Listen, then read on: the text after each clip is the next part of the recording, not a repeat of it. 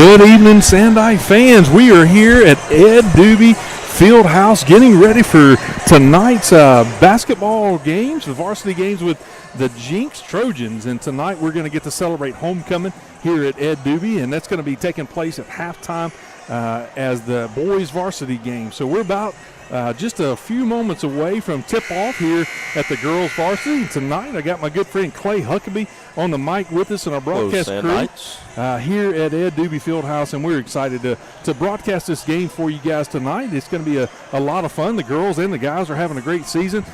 We will see the starting lineup come here in just a few moments, Clay, but just as we're looking and researching for this game tonight, we are going to pause for the national anthem. We'll be right back with you, Sandite fans, as soon as this is over.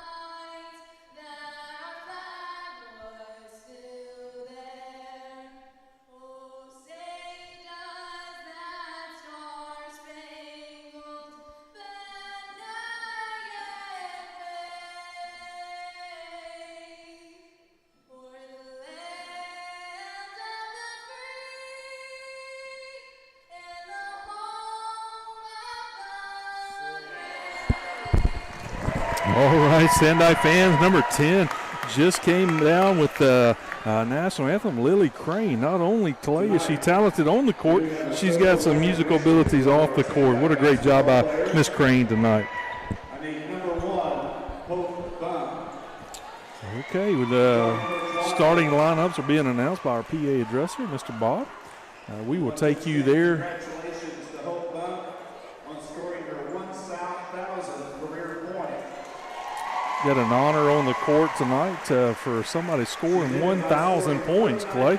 I know that that's one of those achievements that not everybody gets to celebrate, but she has achieved that milestone in her high school career. Yes, sir. Hope Bump, number 1. She's been a long-time player for the Sandites. I have her in a few classes at the high school. She's a stud on the court, man. Obviously, when you rack up that many points, she's doing something right. She's one of our seniors on tonight's roster that's been putting in the minutes for her whole career. Next thing's going to happen here at Ed Doobie is going to be the starting lineup. They're going to take the court. We're going to get to celebrate them as they get ready for tonight's homecoming. Let's get ready, Sandite.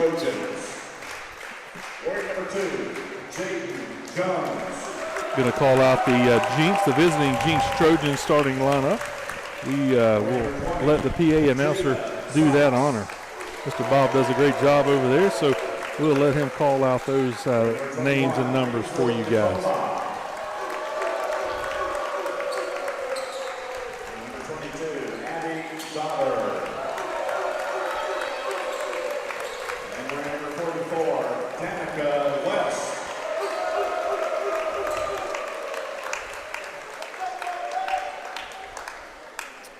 Clay, it's just about time for our Lady Sandites to take the court and see them dim the lights here at the field house tonight. Yes, sir. Big homecoming night. We bringing out all the stops, it looks like. We'll pause and let Mr. Bob call out these names for you guys, and we'll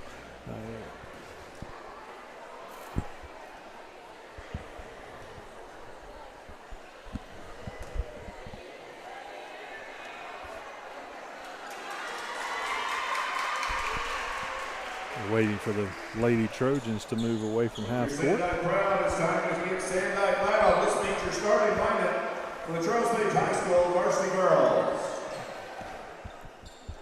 Wearing number 1, Hope Buck.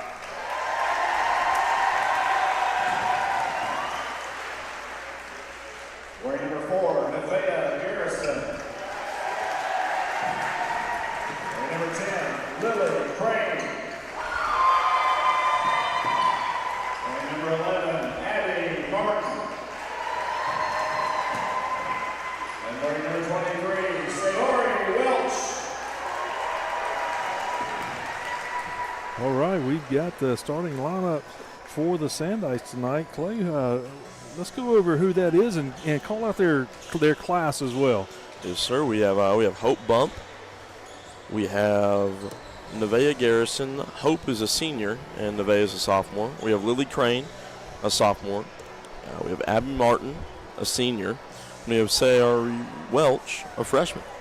That's a wide spread of things. You got Sayori Welch coming in as a freshman all the way up to a senior, and so she is going to bring up that freshman class, which if you look at the roster, Clay, there's a lot of young players on this team, and so that's only going to build for the success in the future. I know that the Lady Sandites had a deep run in the playoffs last year, so it'll be interesting to see how they do and how they fare when we're getting close to the end of the season come springtime. Yes, sir. If you look, we only have 2 seniors. Let's get ready for some Sandite ball. Lady Trojans going to control the tip. They're going to take it down. Going to look for the open pass. Kick off the foot. The referee's going to say he's going to stay right here with the Trojans. 44 is going to take the ball. Looks like Sandite's going to play man-to-man. Passes it into... Number 2 is going to try a three-pointer and did hit it. 3 points for Lady Trojan. Number 22 drains it from the top of the key. We got Hope Bump taking it down at the half court.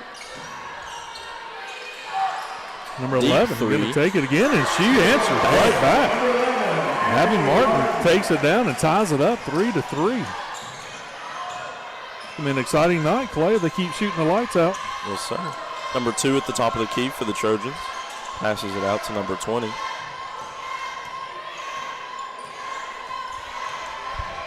Clay, I know you were a student here at Charles Page High School. Seeing all your classmates roll into the student section, that's going to be a little rowdy before the night's up, I have a feeling. Oh, yes, sir. I'm just waiting for that varsity boys game. I don't know if y'all will be able to hear us on this broadcast. Number 22 for the Trojans misses and goes down. Rebound for the Trojans. Number 20 for the Jenks Trojans puts it up and takes an early lead, 5-3.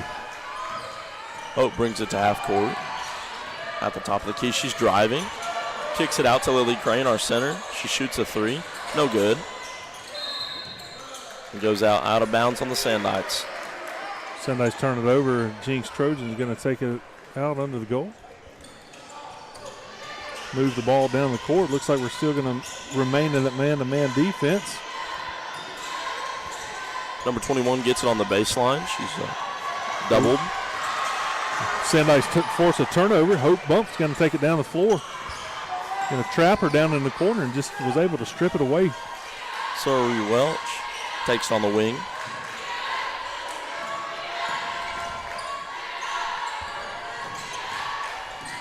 Kick it out top of the key. Going to try another 3. Off the window play. She's hot tonight. Abby Martin has all the points for the Sandites tonight. She's just on fire. 5 minutes and 55 seconds in the first quarter. Sandites are up 6-5. Coming off the 2 Martin three-pointers. Trojans go down and shoot an air ball. Going to bounce it back out. Going to try another 3. Number 20 this time. Did not connect. Sandites come down with a rebound. Going to kick it out to our senior point guard, Hope Bump. Hope has it at the top of the key. Nevaeh setting a screen. Spin move by Hope. Out to Abby Martin. There's a 3. Oh! Play, I don't know if she's calling those bank shots, but she is nailing them off the backboard. First 9 points for the Sandites going to Abby Martin. And that student section is getting hype. Rightfully so when you score that many points. Trojans drive. They kick it. Going to call a foul. Looks like they're going to give the foul to number 4. It'll be her first foul of the night. Man, those and-one fouls are always tricky. You know, you just look to let them shoot at the line, but then they get two and set them up for a three-point play. 5 minutes of the first quarter left in the first quarter. Going to be 9-7 pending free throw. She connects, so it's going to close the gap, 9-8. Sandykes are going to bring it up the floor. Abby Martin now taking it from half court. Bring out a little half court press against the Sandykes, trying to slow that offensive down. Hope drives. She gets backed up. Out to Abby Martin. Zoe Welch turns it over. The Trojans going to push it up the floor. They've got numbers. They're going to kick it out to the wing. Number 20 is going to shoot a three-pointer. She does not connect. It's going to come off the backboard. The Sandykes try to get the ball, but just couldn't do it before it went out of bounds. They're going to turn it back over to the Trojans. The Trojans take it just on the Sandykes side of half court. Number 44 inbounding. Number 20 for the Trojans has that at the top of the key, guarded by Abby Martin, our star for the night. A deep three-pointer for the Trojans. She does not connect. Hope Bump comes down with the rebound. She's going to push it up the floor. They're going to play a little tighter coverage on them. She drives and just loses control, but the referees say it's going to stay with the Sandykes.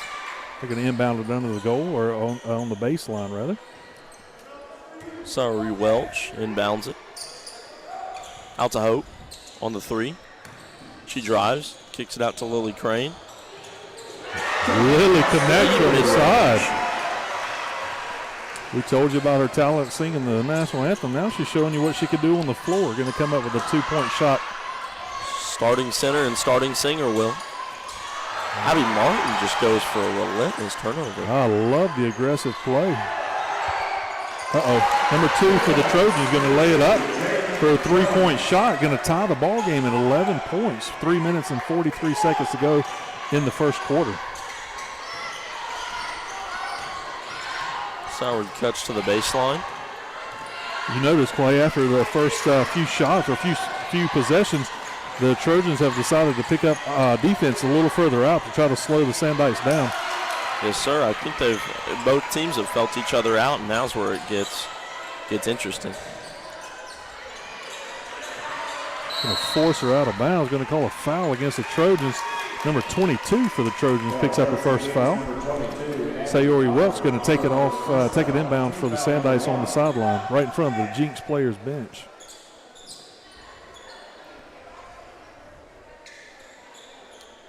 The Jenks coach is not happy with that call, letting the referee know that he wasn't happy. We're going to throw it back to our side of the half court. Abby Martin's going to take the ball and bring it down for the Sandykes. Clock starts with 3:12 to go in the first quarter. Abby puts the moves on her, drives, kicks it to Hope. Ooh, just so missed close. a three. Number 2 for the Trojans takes it down to half. Sits at the top of the key with it. Just about made that connection happen. Just hit the rim and just rolled off.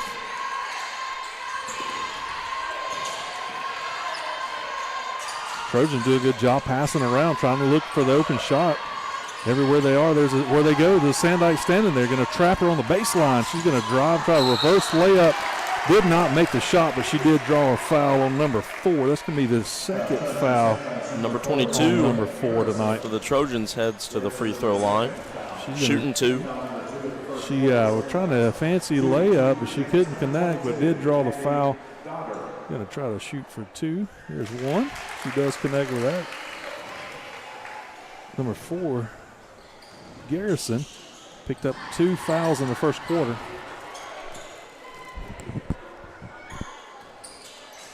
She connects with the second. We're going to extend the Jenks lead 13-11.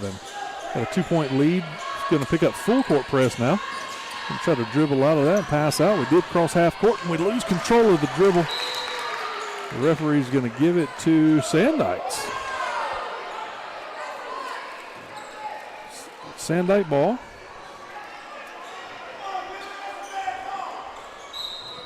Number 11, Martin's going to inbound it for the Sandykes. Hope Bump takes it, going to take up a jump shot. Does not connect. Just off the rim. Abby Martin takes it again. She misses. Number 20 for the Trojans is going to drive it up the floor for them. Got numbers down underneath. She loses control and the Sandikes force a turnover. Sorry, Welch bringing it down. Abby Martin on our left. She's going to pull up a three deep up at the top of the key and does not connect. Number 21 for the Trojans take the rebound. Hope Bump, I love the aggressive play, trying to force a turnover underneath our goal. She's getting doubled. Kicks it out to number 44. Looks for a cross-court pass. Throws up a shot, does not make it. There's a turnover. We're going to force another turnover. Dribble it off the foot. Jenks is going to bring in number 15, substitute number 44. Sandikes are going to inbound it under the Jenks goal. Looks like Clay, the Trojans, are going to pick up another full court press against the Sandikes, trying to slow us down a little bit. Sorry, Welch drives it. Out to Crane. To Abby at the top of the screen. Hope Bump open. Barely misses it. In and out. Number 2 comes up with a rebound, going to force it down the court for the Trojans. And looks like number 4 Nevaeh has picked up her 3rd foul for the first quarter. I would imagine that we're going to see a substitute come in for the Sandikes. And sure enough, number 21, Chloe Glass, coming in for the Sandikes, going to sub out number 4, Garrison. Play one thing about when you look at a full court press, the best way to break that is to pass out of it. Don't try to dribble it. You're going to wind up losing control. The Sandikes have done a really good job against the Trojan full court press so far. Yes, sir. 22 takes it at the wing. There's 1 minute left in the quarter. Number 21 gets a lane. Martin pops it out. She drives. Come up. Just short. Crane gets a rebound, tries to pass it out and loses it. Number 22 is driving down, misses the shot. Number 21 comes right in, makes a big impact. Rebounding the ball, going to get it out to Welch. She's going to push it up the floor. Out to Hope. She drives the baseline. Makes a defender miss and banks it off the glass. 37 seconds to go in the first quarter. Sandikes tie the game 13-13. We're on a scoring drought. On a scoring drought till that last basket. Trojans get it down deep, and Lily Crane comes up with a foul. It'll be her first foul of the night. The Jenks sub in number 3 for number 20. Trojans going to inbound it under the goal. Out to number 3 immediately. Going to call a foul on Abby Martin, number 11 for the Sandikes. Gave a little push at the top of the key. Going to line up for free throws. 15th foul of the first quarter. Going to put the Trojans on the line with 28 seconds to go in the first quarter. Tie ball game, 13-13. Number 3 for the Trojans misses the first free throw attempt. Tries to break this tie. Jenks going to bring in number 14, going to sub out number 22 deep into the first quarter. Number 3 going to have a second free throw attempt coming. We're rebounding on this one. She makes this one, going to get a lead back for the Trojans, 14-13. Chloe Glass takes the rebound. She almost gets it stripped away. She passes it out to Abby Martin. Hope takes it. Hope driving. Just gets stripped. Going to get knocked away by the Trojans. Sandikes going to inbound it under the goal and baseline. And once again, we struggled a little bit on that full court press, but we were able to break it through passing. Hope Bump drives it down. Now we got to inbound the ball. Hope's going to take it on the block, going to drive to the inside, going to throw up a shot. Did not make it, but she does draw a foul. Number 3 for the Trojans. We're going to put Hope on the free throw line. 13 seconds to go in the first quarter. She makes these. The Sandikes get a 15-14 lead starting the second quarter.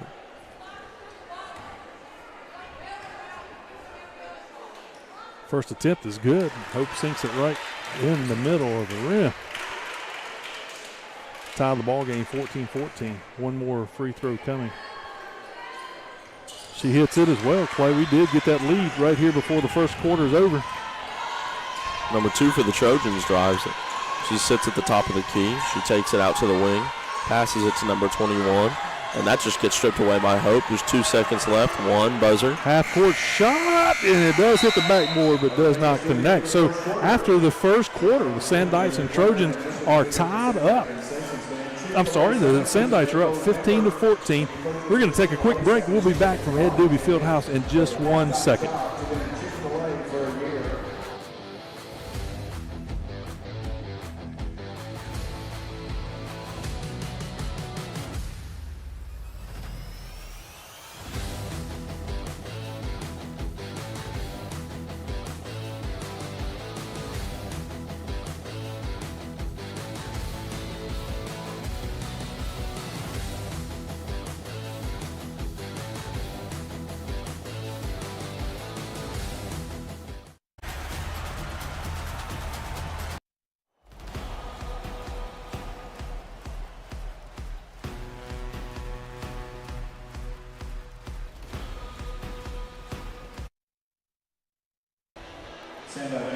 All right, here we go. Sandite fans coming back in the start of the second quarter. Sandites are leading 15-14 over the Jenks Trojans.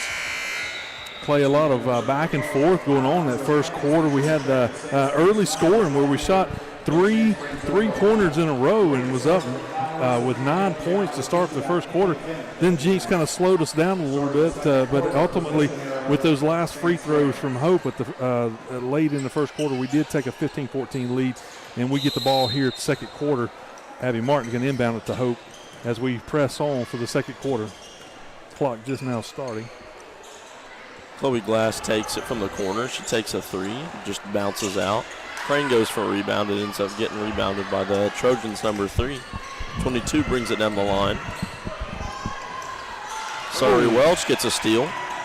Another Martin turnover. Sandites have a turnover, and we drive it up the floor, and we lose control and lose it to Jenks, but they call a backcourt violation for the Trojans. Going to turn it right back over to the Sandites. We're going to inbound it on the Jenks side of the half court. Number 11, Martin's going to inbound it for the Sandites. She's looking for a little bit of help.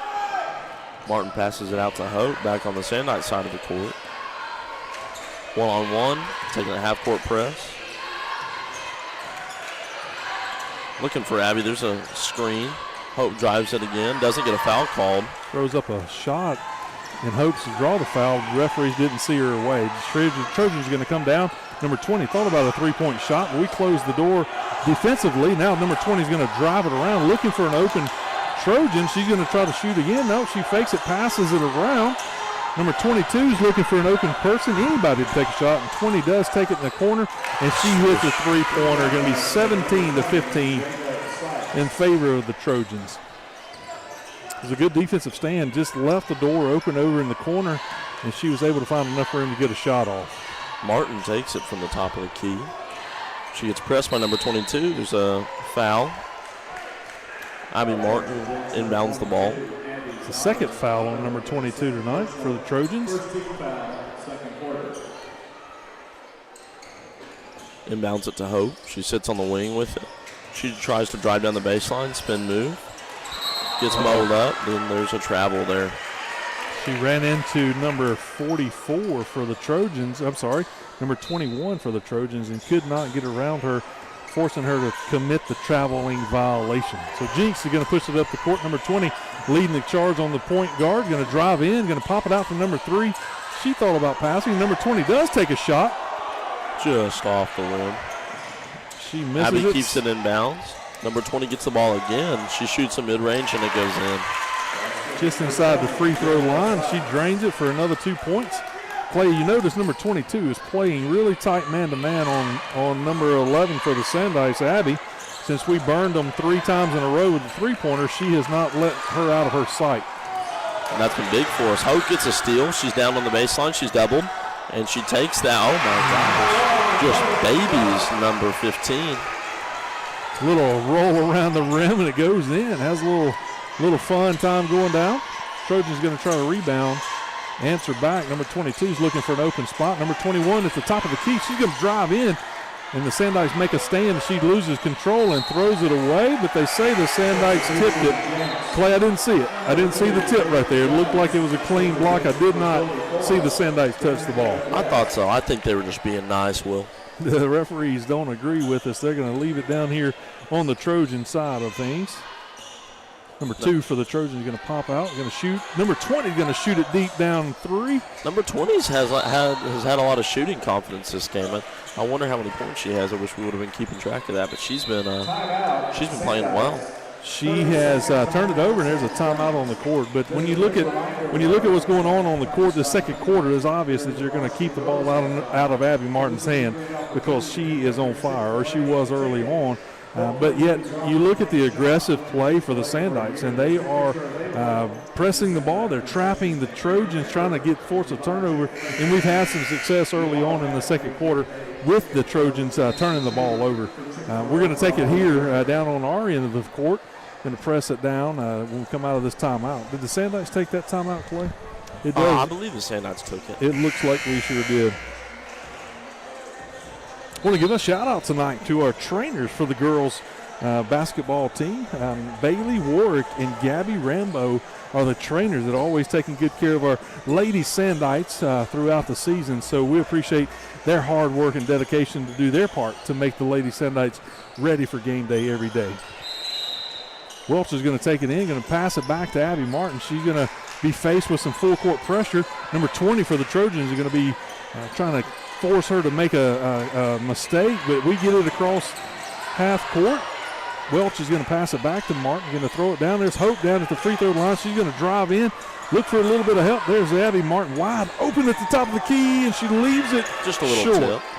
Oh, great play down by Glass. Going to bounce it off of a Trojan. It's going to go out of bounds, so the Sandikes are going to take control or keep control down here underneath our own goal. Chloe inbounds the ball out to Hope. Hope's at the 3. She takes it from the spot, and she just misses it. Crane takes the rebound. She just puts it right back up, and there it is. Crane's going to come in with her 4th point of the night. Number 20, Jenks takes the ball, passes it all the way out to number 22. Sorry, Welch playing press defense on her. She tries to drive out to number 44. She gets doubled. She takes it down the baseline. Crane just misses her. 44 just threw up a hope and a prayer. Chloe Glass takes that ball, leaves 40 on the ground. Number 15 on the ground. Gives it right up to Hope.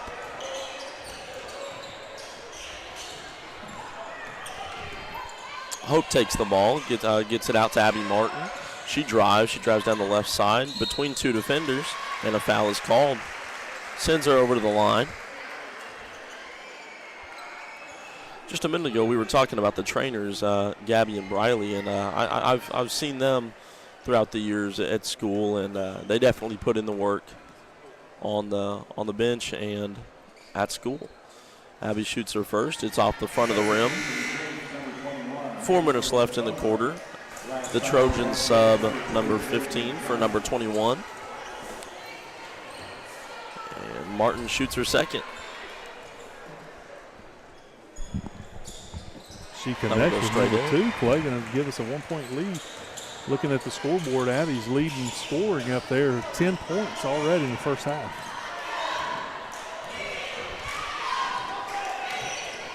Apologize, Sandike fans. There may have been a slight audio technical issue, but we think we've got it worked out.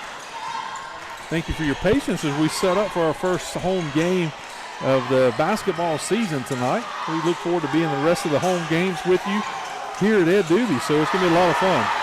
Hope pulls a steal. She drives down the middle of the court. She takes that 3 just off the backboard.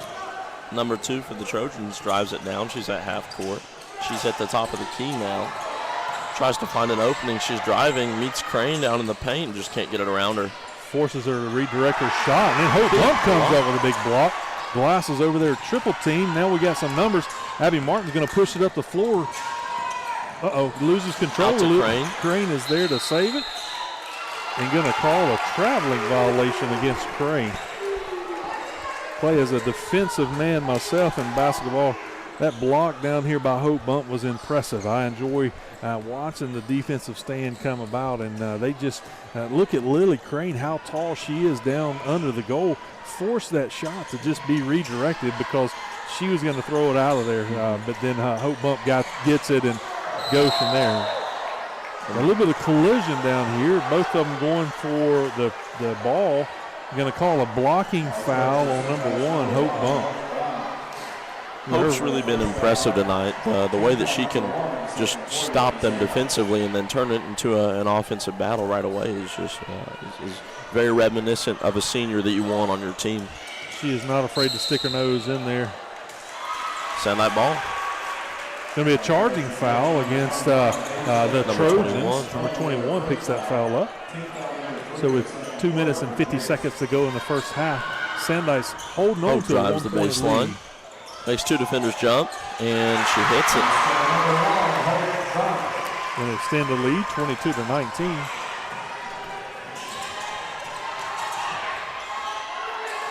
Trojans are going to swing it around. So they're going to try a 3-point shot, and they make it on the top of the. All tied up, 22-22. 2:30 left in the half. Number 2 for the Trojans have put up 9 points tonight. Sandykes going to turn it over. Number 20 is going to lay it up, misses the shot. 22 goes back up and is not able to get the shot off, but she does draw the foul against number 23.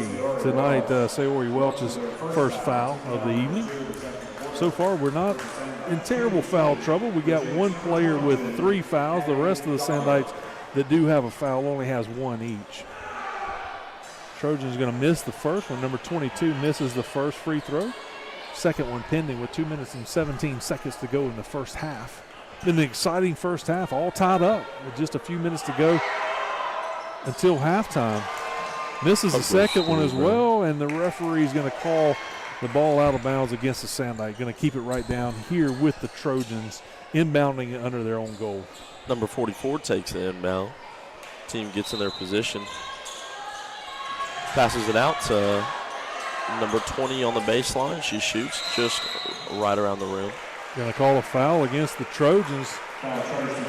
Looks like number 44 picks up that foul, pushing down low. So we're going to have the Sandykes inbounding under Jenks' goal. Going to have a full court press. Going to look to pass out of it. Hope Bump gets the ball, looking to drive across half court against this double team. It's Abby. Bounce it back to Hope. Going to pass it down to Welch. Welch at the top of the key. She's going to drive, trying to get around over in the corner. She does have some room. She's going to pass it to Glass. She goes up for a shot and she's fouled. Going to go to the free throw line for 2 shots. Number 2 for the Trojans picked that up. Trojans have a couple players with 2 fouls, but for the most part, everybody's in pretty good shape with foul trouble. The Sandykes have Hope and Lily Crane rebounding. And Chloe Glass makes her second. It's her first point on the night. Give the lead back to the Sandykes. We get a 1-point lead with 1 minute and 50 seconds to go. See if we can hold on to the lead going into halftime. Number 44 has it at the top of the key, guarded by Saria Welch. Passes it out to number 2. 20 drives. Kicks it down to number 27. Misses right around. She picks it up twice. 2 rebounds. Looks like Hope's going to pick up that foul down low. Take that back. They're going to give that foul to number 10. Crane picks that up. With their second foul of the evening. And send the Trojans to the free throw line with 1 minute and 31 seconds to go in the first half. First-year head coach Paige Wadley on the sideline for the Lady Sandykes, doing a fantastic job with these young ladies. Number 21 shooting her second free throw. Rebounded by number 20. Number 22 gets it past. And rebounded by Hope. Number 1 brings it up. She sits at the top of the 3, passes it out to Abby. She's got a wide open shot. She's going to drive. Passes it out to Saria Welch. Just takes it right around the 3. Tries to back it up. She's double teamed.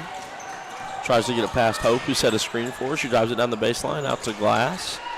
And she puts it up. No good. out to 44. And a couple players are left on the ground out there, Will.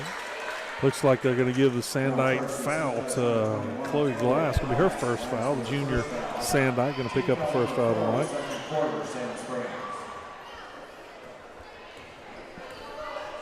So with 52 seconds to go in the first half, Sandite's holding on to a 1-point lead, 23-22. It's been a close game all night. Number 2 drives, guarded by Cyree Welch. Knocked out of the hands by Welch. Now we're going to bring up the ball. 36 seconds left. Hope's going to drive down, going to look for a little bit of room, going to reset, going to drive back in, going to kick it out. Just tried to kick it out, but she picks up a foul. Number 20 for the Trojans are going to pick up that foul, going to send Hope back to the free throw line. You like these, Clay, these opportunities to score points without the clock running. Yes, So it gives us a chance to extend our lead right here at halftime. Just to let you guys know, when we do go to half, whatever festivities the Sandites have here at Ed Doobie, we're just going to let you guys enjoy that until the second half starts, and Clay and I will be back on to call the second half of the Lady Sandite game. The Trojans bring it down, out to number 20. Sits at the top of the key with it, guarded by Cyree Welch. Number 22 down on the baseline on the corner. She just makes that. Just pulls up and shoots no matter who's on her. We got 10 seconds left. Abby's driving it down the middle. She takes it. She takes it between 2 defenders. Out on the Trojans. Sandite ball. It's going to be inbounded right on the corner. Got 4 seconds to go in the first half. We were just trying to force some speed down the court and lost a little bit of the control, but it went out of bounds on the Trojans. Now we got 4 seconds to get a shot 2, on. 1. Hope just banks it out.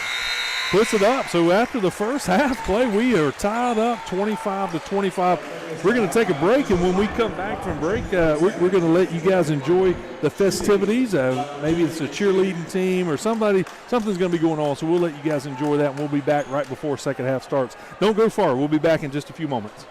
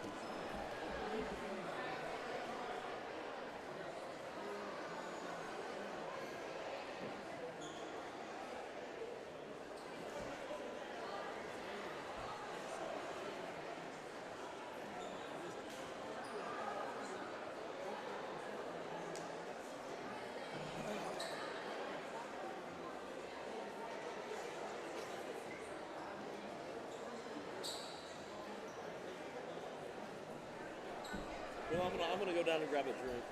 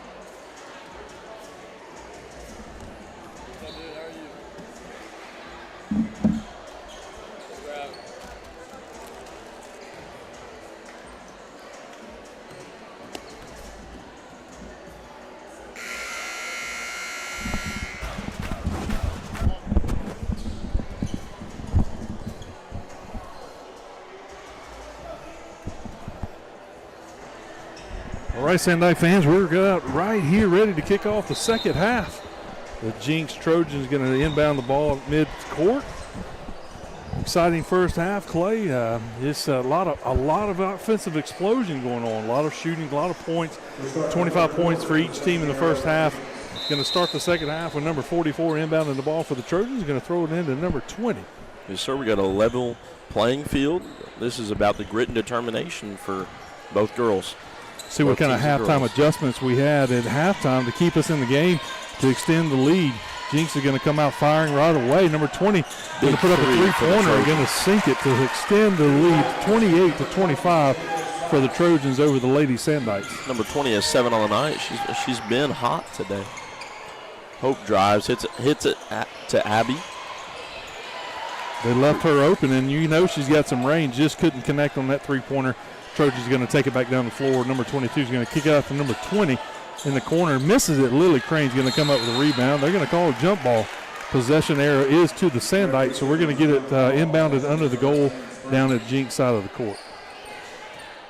Chloe Glass inbounds it to Abby. Same foul for the Lady Sandites as what finished the first half. Number 4 is still on the bench where she's fighting 3 fouls. Sowery throws the 3 up, just out of bounds. Lily Crane tried to come up with the rebound, Clay, and was not able to do it and rolled off her hands, go out of bounds. Trojans going to take the ball. Trojans, number 20, brings it down. She sits right at the wing. Hits number 2. She drives, kicks it out to number 22. Tries to hit a bank 3. It doesn't go anywhere. Number 10, Lily Crane, inbounds. Hope brings it up. So she's sitting at the top of the key. Hits Crane. She's thinking about a shot here. Hits Hope back. She drives, hits a spin move. Got fouled. She goes up to the line. Number 2 comes up with a foul down below. Going to put Hope at the free throw line with 6 minutes and 39 seconds to go in the third quarter. Clay, notice our offensive set right there kind of looked like a spread-out offense. We had all of our players around the three-point arch, and so interesting to see what Coach Wadley has drawn up for the Lady Sandites as we move into the third quarter. I agree. The Trojans have been subbing out just about tenfold more than the Sandites. We have a 5 or a 6 that we play, and we really don't do much. The Trojans drive, number 20. Gets rebounded by number 14 for the Trojans. She gets tied up, whistle blown, jump ball. Going to be possession arrow toward Jenks. With the 2 free throws that Hope had, we did cut into the lead, 28-27. Now the Jenks Trojans lead over the Sandites. Number 14 was getting triple teamed there. She couldn't have anywhere to go, so they tied the ball up, turned the possession arrow back to Jenks. They're going to inbound the ball under their own goal. Coach at the Trojans is going to call a timeout. It'll be a 30-second timeout. Clay, what are you looking for in the second half when it comes to the offensive pursuit? Like you said, we don't substitute a lot. You look for more of the three-point shot coming for the Lady Sandites? Well, I see Hope and I see Abby driving a lot this game, but I don't really see him kicking it to our center, and I'm just looking for Lily to get active and maybe just score some points. I mean, she has 4 on the night, but we just need to get her active. She's the tallest girl on the court. She has been all game. Let's see what she can do, Will. She doesn't have to jump a lot to get the rebound. She's got some arms that reaches almost to the bottom of the net. I did see her right before this last possession turnover. I did see her look like she was going to shoot a three-pointer. Does she have the range to go from 3? I feel like she can do anything she can put her mind to, man. She's been hustling all night, and let's see what she can do. She's been a defensive menace in the paint. The Trojans have been playing really good, but they can't drive too well when she's down there. She just has those long arms. There's not much. We're going to pick up man-to-man on this inbound play. You're going to throw it out to number 20 at the top of the key. She's going to drive down. There's Lily Crane going to stop her. Comes back out to the top of the key. 22 is going to drive. Lily did redirect the shot, but did pick up a foul. Number 10, Lily Crane, is going to pick up her third foul of the evening. Going to send the Trojans to the free throw line. Shooting 2 shots. Number 22, she is not afraid to shoot the ball. She drove in, but could not make the layup, but was fouled and just picked up her first free throw attempt. The second one pending. Going to bring in number 4 to sub out for Lily Crane. That's Nevaeh Garrison. Garrison coming back in after her 3 fouls in the first half. She had to sit on the bench for a little bit. Coach Wadley coaching up Lily Crane on the sideline. Playing hard. Lily Crane's been out there all over the court tonight. 22 misses the second attempt, and Hope Bump's going to take it and drive up for the Sandites. Hope takes it at the top of the key. She drives right past the defender, takes it up. Nevaeh goes for a rebound. It gets rebounded by number 20. Number 22 just cherry picking almost. Rebounded by number 44. A wild layup attempt for number 22. Misses it. Now the Trojans are going to fight for another shot. Misses their third shot. 44 for the Trojans. Gets it and going to lose control. Referee's going to say the ball is going to stay right here at the Trojan side of the court. Working on their stats down low with shots and rebounds. Sandites couldn't get it. Watch number 14 on that dead side. She's coming around, passed out to the top of the key. She drives. Kicks it out to number 20. There's a travel violation on number 14, I believe. I think it was 14 before she passed the ball, so that they forced a turnover. Sandites forced a turnover. Going to inbound the ball. Abby Martin's going to take it back here at the Jenks free throw line, driving it up for the Sandites. Abby just takes it right on the middle. Nobody's really stopping her. Number 21 puts her under her arm. Abby's a little slow to get up. A little push off there. Referee's not going to call that. Jenks are going to drive down. Number 14 at the top of the arch, going to pass it over to number 20. She's looking for an open player. She's got the clock going against her. They're going to give it out to number 22. She's going to reset a bit. Going to work it around. Going to go down deep to number 21. Number 4 picks up her 4th foul of the evening. Garrison has got to be careful not to foul out. We got both of our tall girls, our down low players, that's got fighting foul trouble right now.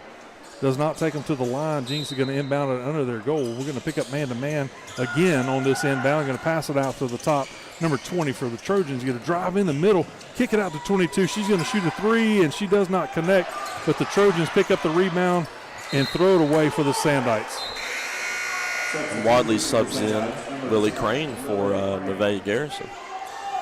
Both of those girls are fighting foul trouble. They got to play cautiously without giving up their ground underneath the goal. They both have the ability and the capability of forcing them to redirect and shoot the ball differently when they're down in the game. So we need to keep them in there as long as we can. Well, Lily goes for that rebound. Sorry, pressing number 21. Jenks in a fast break, going to bring it up. Number 44 is going to drive down. She's going to go up for a shot, misses the shot.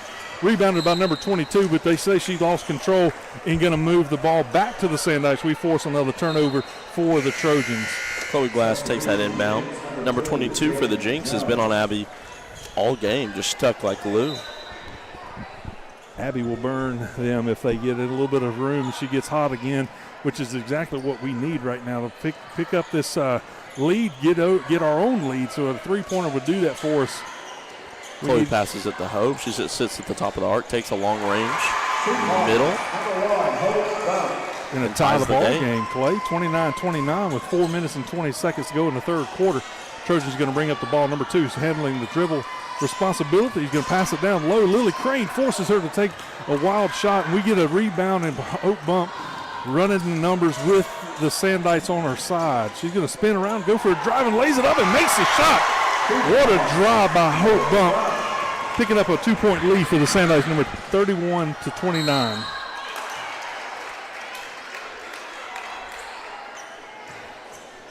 Play on that last play. Hope shows you why she's a senior leader. She is not afraid to mix it up. She drives down and makes an acrobatic shot. There's a reason why she's leading in points tonight. There's a reason why she just celebrated her 1,000-point career for the Sandites. Will, she's a stud. Chloe Glass picks up her second foul, sending the Trojans to the free throw line. They make the first one 31-30. 21 shoots. He makes the second. Tie ball game. Number 21 for the Trojans going to show she's got nerves of steel, making those in a highly Sandites take a timeout. Electric atmosphere. The students are beginning to get more and more for that. Sandites take a timeout. We're going to stay right here. We just got a 30-second timeout coming, so we're going to stay right here. The cheerleaders looks like they're about to perform down under the Sandite goal.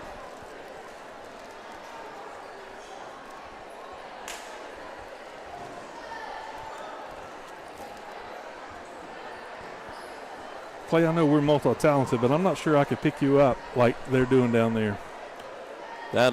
Do you trust me? Do you trust me? I think I could do it, though. Oh, man. You and Matt right here? Dude. 3-man stunt down there. That would be fun to see. 3 minutes and 53 seconds to go in the third quarter. We've got a tie ball game. This has been a tight played ball game all night long. It was tied up at halftime. Here we are playing almost a third quarter and still tied up. Lots of explosion going on. We got lots of double-digit scoring happening. We got 2 players for the Sandites. Hope and Martin is in the double digits. Nobody yet on the Jenks side. We got a couple players with 9 points, one with 7. The next closest is 5 out of the 5 players that are on the floor. Sandites take possession. We do get it down to the timeline before Coach Wadley takes a timeout. We're going to reset and try to add to this lead, add to our points. Abby gets double teamed as she's coming down the key. Hits Glass, cross court, out to Hope. She tries to drive. And one. Hope Bump has just been on fire this second half, carrying over from what we've been doing. She's been our workhorse, the Sandites workhorse tonight. She goes to the line to shoot one. We got weapons all over the place. You can't double team everybody. When they double team Abby Martin out on the top, they left somebody open and happened to be Hope Bump, and she put some points on the board for the Sandites. Jenks is going to run the fast break, going to come back down. Number 22 is going to pass it around to number 2. Number 20's got it, going to drive in. She lays it up and misses the shot. Number 21 gets a rebound. Trojans still fight. Number 22 has a rebound. Going to run it out to number 44 at the top of the key. She's going to drive, pass it to 22. She shoots from the corner, misses a 3-point shot. And hoping her tie up for the rebound. Goes the Sandites' way. You got a timeout. She was able to call a timeout before they called a tie ball. Sandknights are fighting hard, man. Hope Bump is putting it all out on the court tonight. Always say, Clay, when somebody's double teamed, somebody's open, and that's exactly what the Sandknights did right there on that last possession. Found that open person, put some points on the board. We take a 2-point lead to go, and with 3 minutes and 10 seconds to go in the third quarter. The Sandknights have been playing a good ball game, man. Our defense has been stellar. These Trojans know just how to play, and their aggressive style of defense has been interesting. They try and double Abby, or they try and double Hope, or whoever has the ball, but that's just not working when you have multiple threats on the court right now. We can pass really well. Our team plays well together. And so, like you said, I mean, when somebody's double teamed, somebody's open. So, and we're exploiting that. Both of these ball clubs are aggressive, and that's the kind of basketball you like to see. They're not taking it and abusing it. They're not a bunch of crazy fouls. They're just being aggressive, and that's a lot of fun to watch them play. And let the referees are letting them play out there. Crane backs it down. She shoots, she rebounds, she puts it up again. Key component, you follow your shot, and she did that, got a rebound and laid it back up, got 2 points on the board, extending our lead to 4 points, 35-31 with 2 minutes to go. Trojans going to throw it away. Hope brings it down. She sits at the top of the key, kicks it out to Glass on the corner. She takes a long-range mid. Bounces off the back of the rim. The Trojans get the rebound. They're going to try to come back down and put some points up for themselves. Sandknights done a great job of turning the Trojans over tonight. A deep three-pointer, and this nowhere close. Hope Bump gets it. She's going to be contested in the corner. She dribbles out of it, looking for some help. She's got numbers on the left side. She's going to drive. She's going to kick it out to Sorry Welch for a three. Oh, in and out. Those are the kind of shots that you hate to see because it's so close. They're going to call Abby Martin for a foul. Going to pick up her second foul of the evening. Going to send number 22 for the Trojans to the foul line. Going to shoot 2 free throws. 2 minutes and 2 seconds to go in the third quarter. 22 shoots her first off the rim. The Trojans sub out number 44, bring in number 15. We're rebounding here. We have Crane and Hope down on the bottom. She makes the second attempt. Going to bring 44 right back in the game for number 22. Sandknights holding on to a 3-point lead, 35-32. Looks like they're going to come with a full court press against the Sandknights again. Welch is going to be inbound to the ball, going to drive it up with her hot pink tennis shoes on. Jenks has just been picking up the Sandknights just about 84 feet the whole game, man. And it just gets stolen from Lily Crane right there.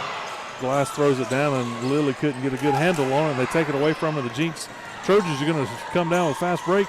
Number 20 is going to drive in the lane, going to lay it up and makes a shot. Keeping the game close, 35-34. A minute 30 left in the third quarter. Hope takes the ball. She can kick it out to Crane if she needs to. Big layup by Hope. She's going to take it in herself to put us back on top, 37-34. Fast-paced game, back and forth. Abby hasn't scored the whole second half. She took a minute to get up earlier. I wonder if she's injured. Besides them playing her tight as glue, it's hard to see that she's got much room to shoot. She hasn't had as many opportunities late in the game. Trojans decide to slow it down a little bit and just set up an offensive play. Number 2 is going to dribble down past the free throw line, going to pass it over for layup by number 15, did not connect. Lady Trojans try to save it, but she was standing out of bounds. It's going to be a Sandknight ball, forcing another turnover for the Sandknights. Again, they're going to pick up full court press, trying to slow us down a little bit. Welch is going to get it back to Martin. She's going to look for some help as she goes across half court.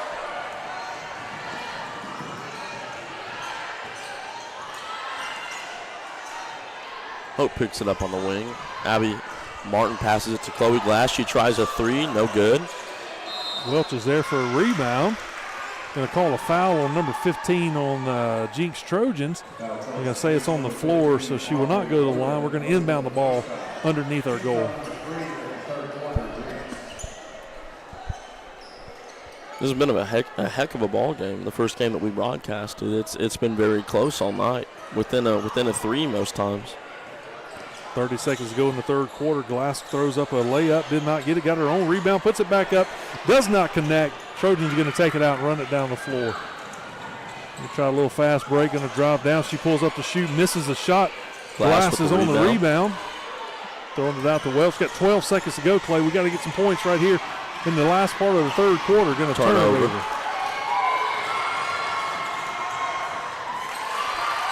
Wide open layup. That's what happens, man. You get down to the wire like this, and we end up making mistakes that we shouldn't be making. At the end of the third quarter, Clay, you got a tight ball game, 37-36. We're going to take a break and be right back to Ed Doobie Fieldhouse in just one moment. Don't go far.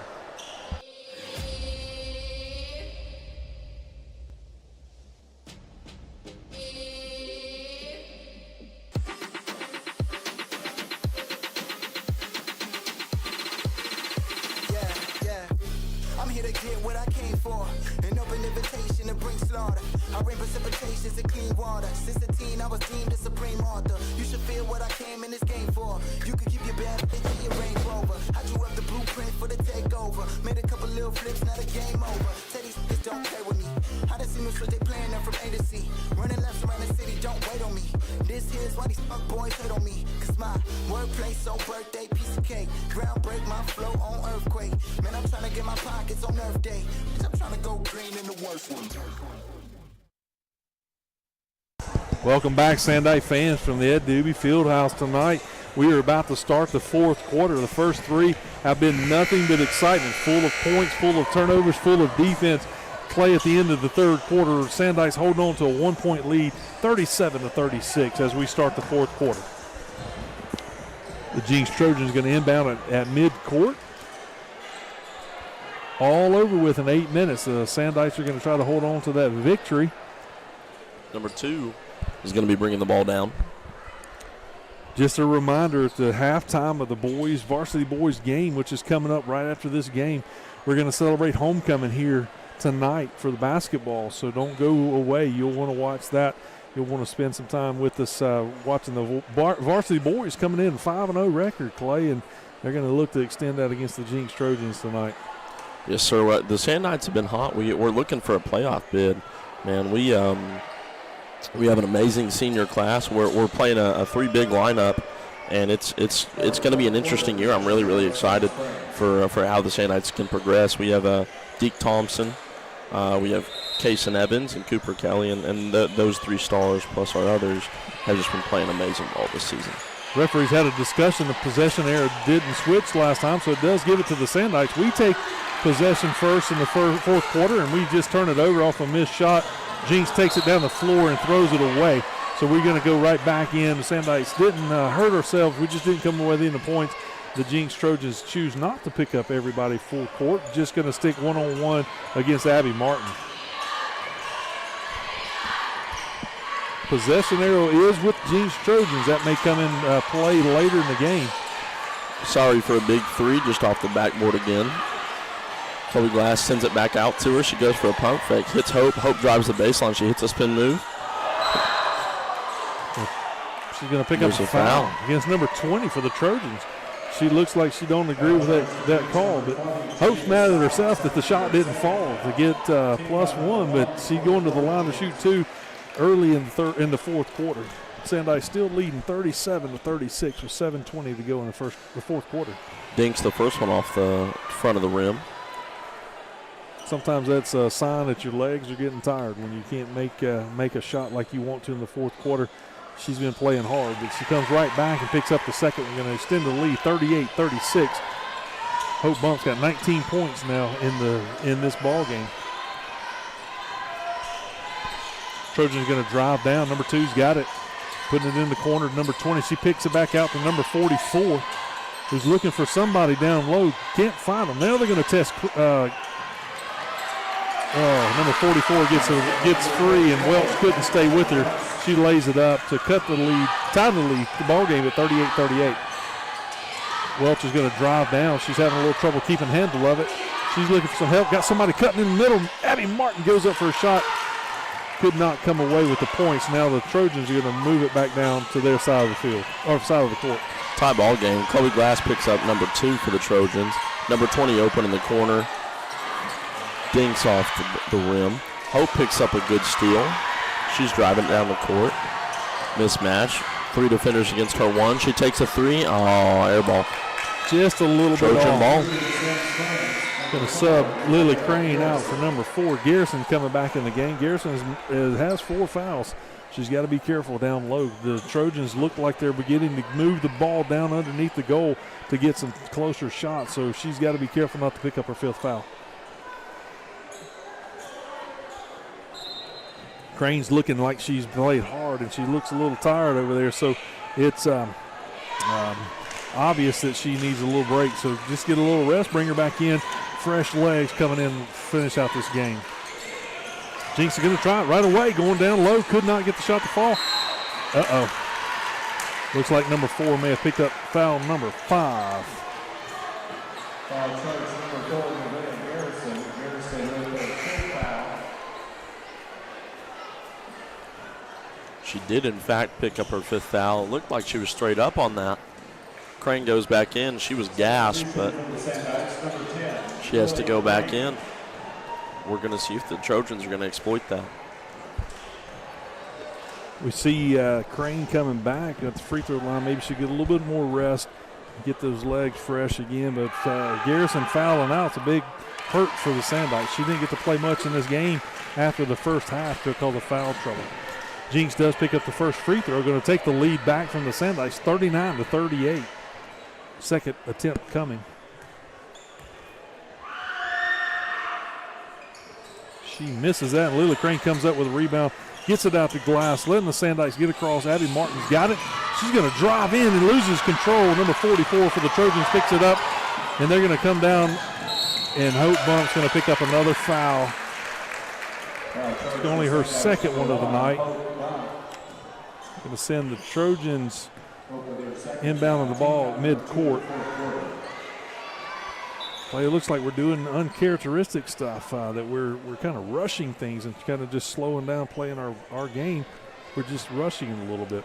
Yeah, when we were playing our game earlier, we were playing well. I feel like there's a little the emotions are heightened, tensions are heightened, and let's just play a good ball game. And Sandikes bringing in a freshman, number 12, Emily Logan, into the game to give Abby a break. Abby Martin's played hard tonight, so it's good to have her to come take a break and come back in the game before it's over with. Sandikes pick up the rebound, going to bring it down. Welch has got it out at the top of the key, looking for some help over in the corner.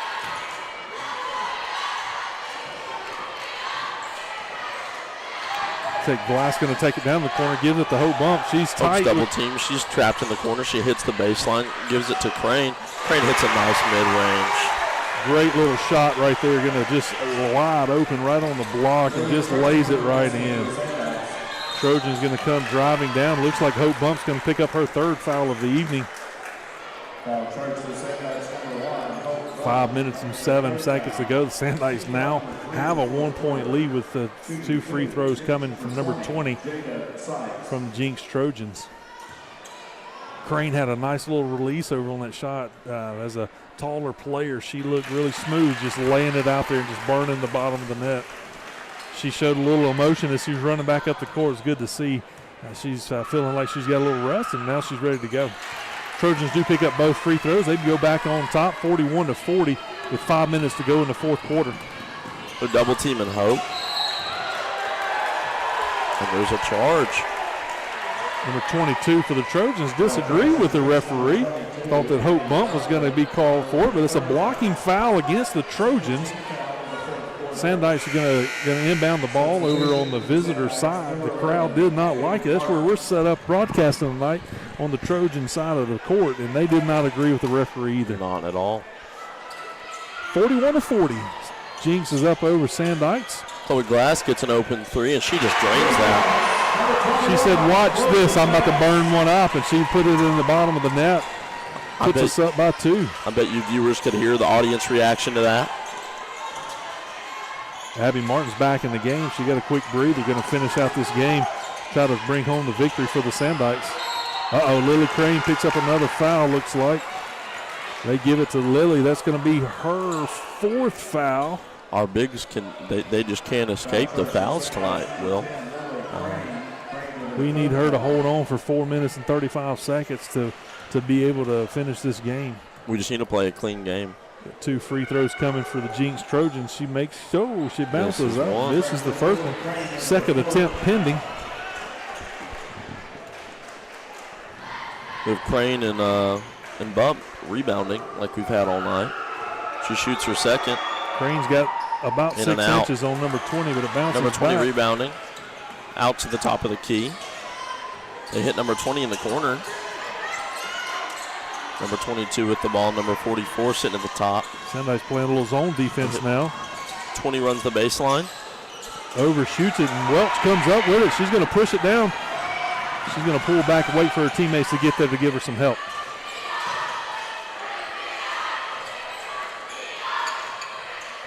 Holding on to a 2-point Hope's lead. being doubled. Hope's going to drive, and she picks up a foul. The Trojans are not happy about this one. Number 22 picks up another foul, 2 in a row against number 22 against Hope Bump. Number 22 is the one that's been playing so tight on Abby Martin. So now she's sitting there with 4 fouls, so she's 1 foul away from leaving the game. All in all, the Sandike's going to inbound it underneath our own ball, on our own goal. Going to bounce it back out to Hope. She's going to drive in, look for it, going to take a shot. Comes off the glass, and the Trojans get it. Number 1, Hope is fighting for it, and they're going to call a foul against her. That's Hope's. It's going to be her 4th foul as well. 2 very important players on the court tonight are almost fouling out. Going to put them at the free throw line now. Team fouls is going to put us over the limit. They're going to go and shoot. Number 22 for the Trojans is going to be at the free throw line. I think Hope may have been just trying to overcompensate for a missed shot. Got a little too aggressive. Referee called a foul on her. Number 22 for the Trojans misses the first one. Comes off the front of the iron. Holding on to a slim 2-point lead. Sandikes need to hold for 3:50. The Trojans can't make either. Hope comes away with this. A mismatch. Let's see if she'll hit. Abby. She runs the baseline. Hits Sorry Welch in the corner for a 3. A little overshot. Luckily, we have Chloe Glass in the corner. Hope hits another 3. Just a little outside. Lily comes down with the rebound. Hope bounces around. The Trojans pick it up. They're driving down. Number 2 trying to get to the goal. She's spinning around. And it gets loses stripped. control.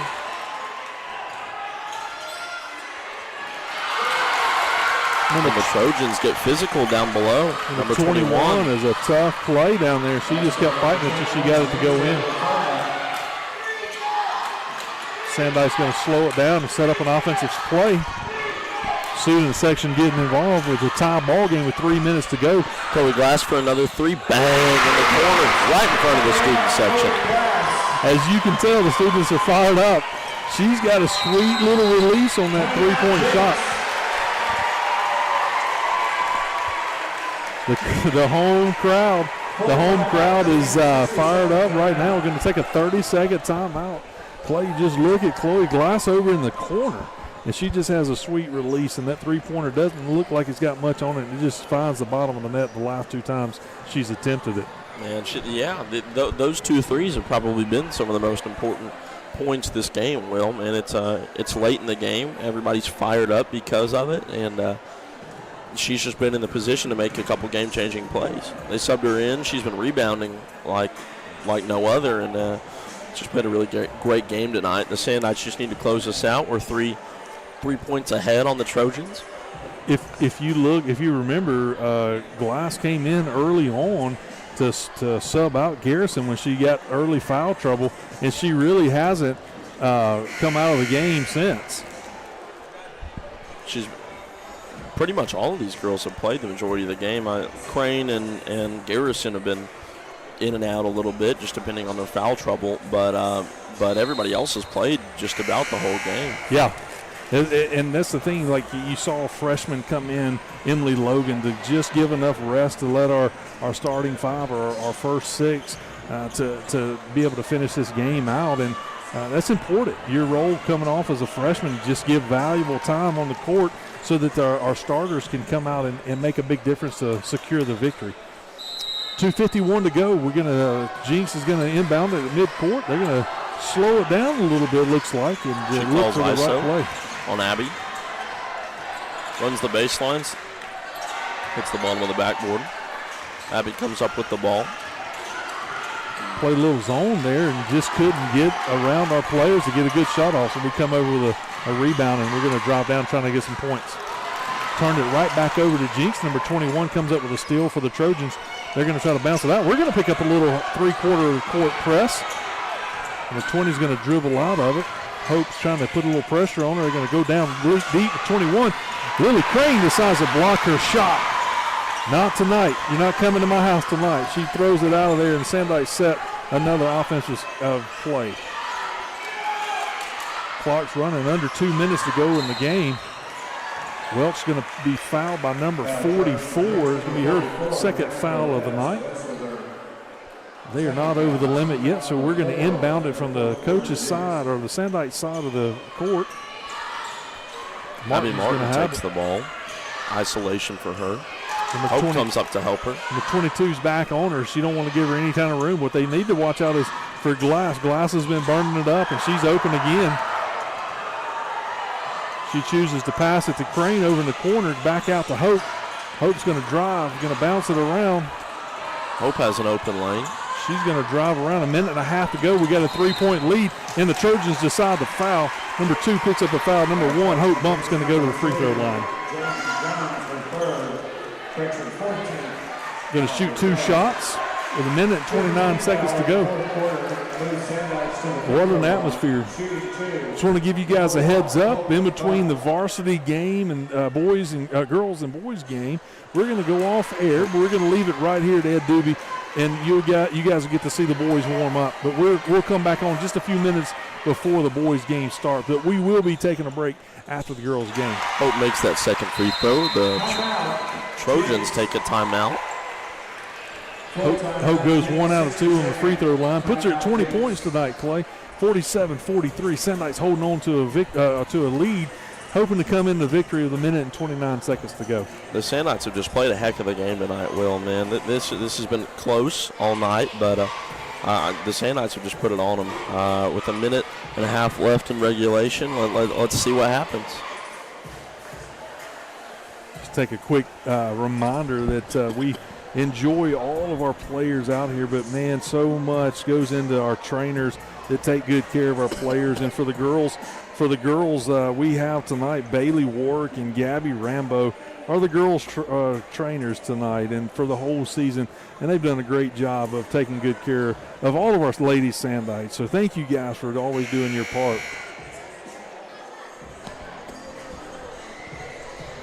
Also want to just give a shout out to our broadcast crew, myself, Will Holder, along with Clay Huckabee on the mics, Matt Barnett running the computer, Cassie Billingsley down on the camera. We got Alex Dick on the other side of the court running the other camera. These guys are bringing it all to you right here from Ed Doobie Fieldhouse. The Trojans and the Sandites take the court. Trojan ball. Sandite ball. It'll be Trojan ball. They're going to inbound it under the Sandite goal. Minute 29 seconds to go. Trojans bring the ball down. Hope picks her up right at the top of the key. 44 gets the ball, sends it out of bounds. She almost acted like it may have hit a Sandite. She didn't go for it. It did not, though, and just came away with a turnover. Hope gets the ball. Crane's in position. Let's see if she can kick it out to her. Abby Martin at the top. Looks like we can play a little bit of pass around, let the clock burn down with a 4-point lead. Number 21 for the Trojans picks up another foul. Going to send Abby Martin to the free throw line. Just right around a minute left in regulation. Let's see if we can extend this lead.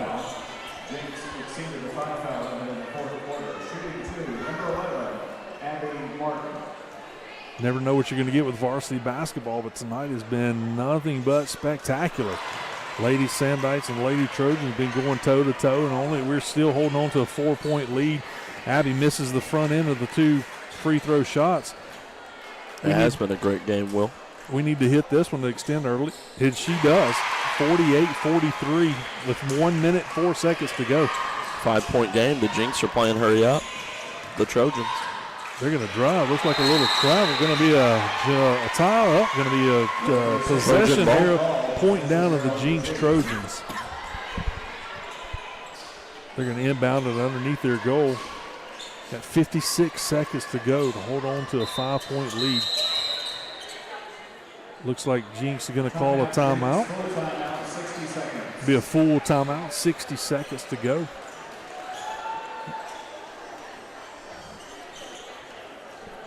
Clay, I look at the crowd coming in. We had a good crowd for the girls' game.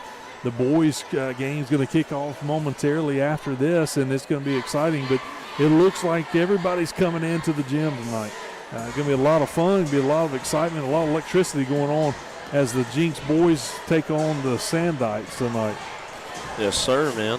Both these teams, both these big 6A schools are looking to have a battle. I'm very excited. It'll be a fun homecoming night for everybody. The first game at the Doobie for the Sandites this season. We're going to see what they're made of. Watching these cheerleaders flip down the court, I think I'm getting dizzy just watching them.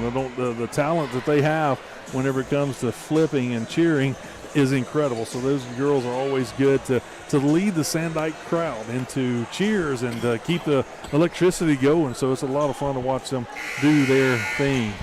Yes, sir. 56 seconds to go. Trojans going to inbound underneath their goal. Number 44 for the Trojans is going to take it in for the Lady Trojans. Looking for somebody to throw it to. She's on a 5-second clock. She finds number 20. She's in the middle.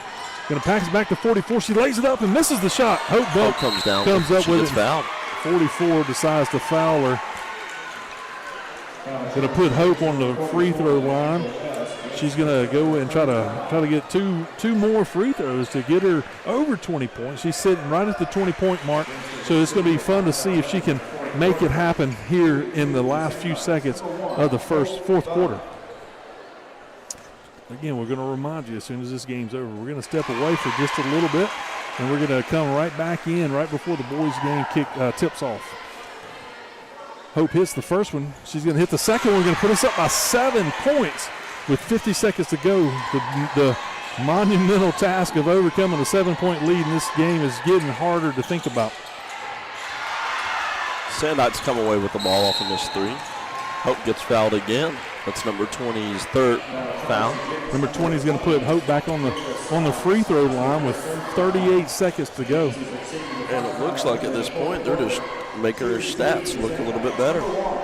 She's sitting on 22 points right now, so this is going to just increase. She came up a little short on that one. Still 7 points ahead. There's 38 seconds left. Let's see what the Sandites can do. We make the second. It's going to be 51-43 with 37 seconds. I bet we're going to be just cautious. Pull back. Don't foul. Let them shoot. Number 2 is going to try. No, she's going to try to drive. Going to drive closer, and she still misses the shot. Number 21 for the Trojans puts it in and makes it. Abby Martin comes up with it, and number 20 tries to take the ball, and they kind of fight for the ball, and they foul Abby Martin. She's going to go to the free throw line, try to extend her point count for the night with 20 seconds to go. You look at her points, she's got 11 sitting right now. Played 9 of those came in the first quarter, and they kind of started playing one-on-one coverage against her and kind of slowed her down, but she's been able to get a few more points throughout the rest of the game. If you ask me, Will, that's what opened up Hope to really do the job that she has the rest of the game. Hope has just about half of our points, man, and both girls have played, and both seniors have played an integral part in this offense today. Abby hits both of those, going to extend the lead 53-45. Jinx is going to roll the ball. 19 seconds to go. They're going to try to find some kind of answer to the Sandike defense. A deep three-pointer is thrown up. Could not come down with it. Abby's going to do it. That's going to seal the deal. They're going to get a layup. She's still missing. Number 2 couldn't come down with it. Hope comes up with it. 3 seconds to go. They're going to foul her with 1.3 seconds. Obviously, that's going to do it. That's going to be the ball game. There's no way Jenks can make enough points to come back at this point in the game. So they're going to just put hope on the free throw line, let her hit a couple more points, and this victory is going to be ours. Substitution for Jenks number 3, Addie Van Gilbert. She hits the first one. Puts her right at 24. Let's see if she can hit 25. 54-45. Let's get a 10-point victory out of this game. There's a second one, and it rolls out. And the Trojans dribble it out for the varsity girls game. We're gonna come back in just a little bit when the boys get through warming up, but we're gonna take a break. The final here from Ed Doobie is 54 for the Sandites, 45 for the Jenks Trojans. So we're gonna go away. We'll be back in just a few moments. Don't go away. We'll be back in a few moments.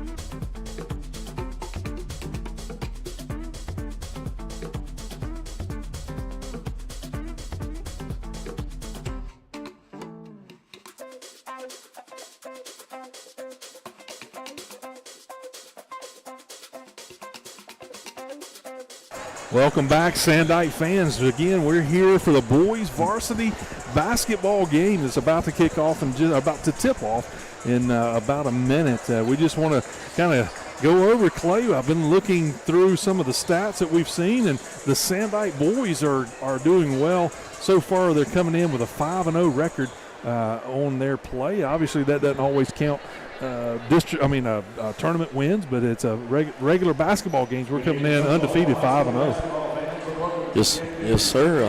At the last tournament, the Bixby tournament that our guys just went to, Khalil Allen actually got MVP of that tournament, and he and Deke Thompson both made the all-tournament team. So we're star-studded cast. Doing really well starting this season. They're about to call out the starting lineup first. They're going to go for the visitor Jenks Trojans.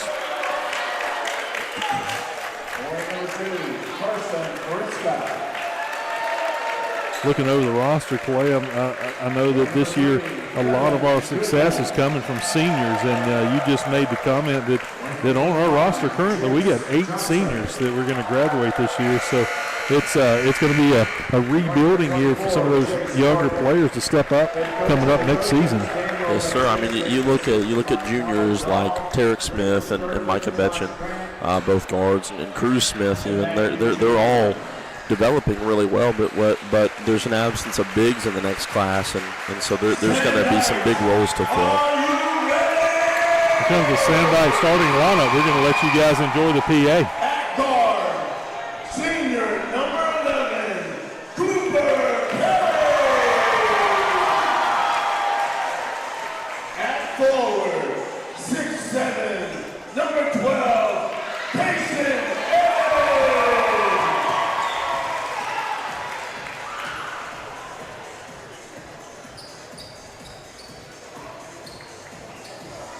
At guard, number 21, Deke Thompson.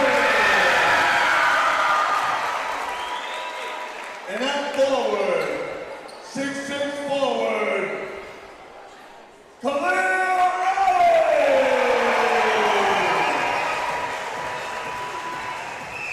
And at forward, 6'6" senior, number 25, Blake Johnson. Let's go, Sandite. As the Sandite Nation is on fire here at Ed Doobie tonight, Clay, I'm looking at listening to some of those stats, man, that we've got some big guys coming out with a forward position with Blake Johnson, Khalil. They are going to be a force to be reckoned with. I look at Jenks. They don't seem to have the height. We look like we're going to have a little bit of height advantage, which is going to play well for us in this game, but also looking forward to the rest of the season. Our size alone is going to be something that's going to keep us in and get us over some of those games. Yes, sir. Let's see if our athleticism and our big men really prevail here. I mean, the only thing I'm worried about is the fatigue that comes from being a big man. I mean, we got 6'7", 6'8" guys out here on the court, multiple of them, 2 or 3 at least, and they're, it's easy for those guys to get tired. So we're just going to have to see how the game goes. The Trojans win the tip. Offensive set going to be led by number 3 for Jenks. He's going to drive around the corner, loses control, throws it right back into the Sandites. They're going to push the ball down with number 21. He loses his footing, but he gets it up to Khalil, and Khalil goes there for a layup. Check that. That's number 12. Number 12 made that. Number 2 at the top of the key. Kaysen Evans is the one that made those points. Number 24 tries to drive, stopped by Kaysen. A little push off there down in the lane. Blake Johnson going on the floor to try to get the ball. Sandites are going all over the court trying to make the turnover happen. Kaysen almost blocks that. Khalil gets the ball. Deke's bringing it down. Blake's sitting in the corner. He's motioning for Cooper to take that ball. Deke's getting in position. Blake's going across.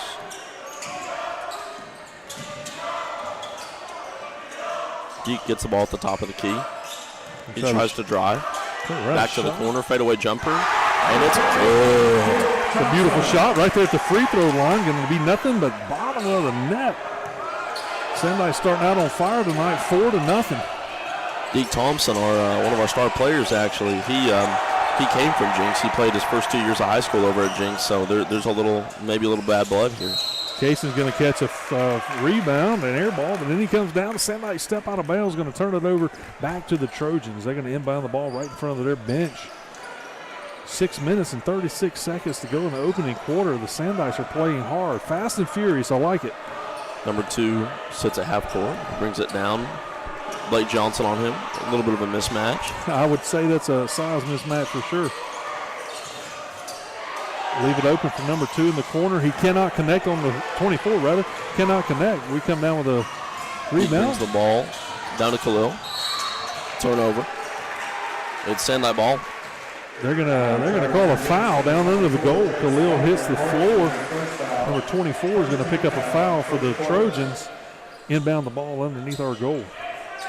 Number 21, Deke's going to inbound. We're going to throw it out to Khalil. We're going to go right back to him. He's going to take it around the front. Number 12's got it. Cason's going to be at the top of the key. Blake Johnson going for a pass. Could not come down with it. Jenks knocks it out of bounds. He's going to stay on the Sandite side of the court. Deke's going to inbound that ball again. Probably looking for Khalil again. Let's see if Blake's wide open. Out to Cason. He sends it to Khalil. To Cooper. Little scuffle. Another turnover for Jenks. Sandite's turned it over. They're going to push it down the floor. Going to bounce it out for a three-point shot. Number 1's got it up. He misses. Sometimes those wide open shots are the hardest to hit, Will. They're too open, man. You think about it, just a little bit too long. Sandite's going to slow it down a little bit. Number 11's going to ease it up. Cooper Kelly got at the top of the key looking for his man. His next man, number 21, comes around deep. He's going to try to dribble out of it. Khalil sets a screen, tries to go for a pick and roll, sends it out to Blake Johnson. And he goes for a nice contact layup.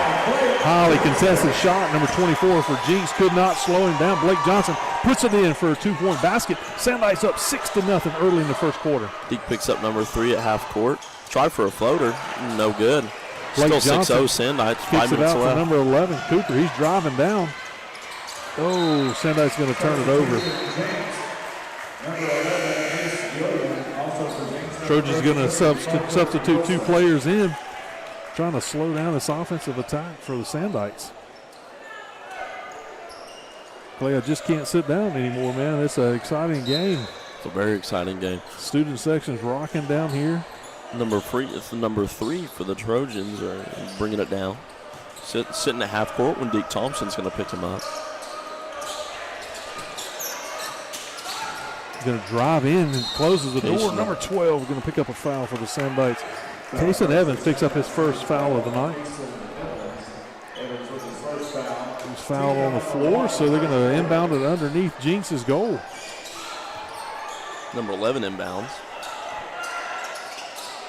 Kicking it out to number 33, going to swing it around to 21, down to the corner for 24. Going to drive on Blake Johnson, and Blake is not having it, but they do call a blocking foul on Blake Johnson, his first foul of the night. 2 quick fouls in succession for the Sandites. Tempers are flared. Trojans going to inbound the ball underneath their goal. 4 minutes and 40 seconds to go in the first quarter. Sandite still up 6-0. They sub Cason Evans out for Tarek Smith, a junior. First junior on the court. Long three-pointer, could not get close. 21's going to drive it down. Blake Johnson going to defend the shot and could not stop him. He's going to come up with Jenks' first 2 points of the game. 4 minutes and 20 seconds to go in the first quarter. We're holding on to a 6-2 lead. Cooper brings it down. Tries for a long 3. No good. Khalil brings it up. Travels the baseline.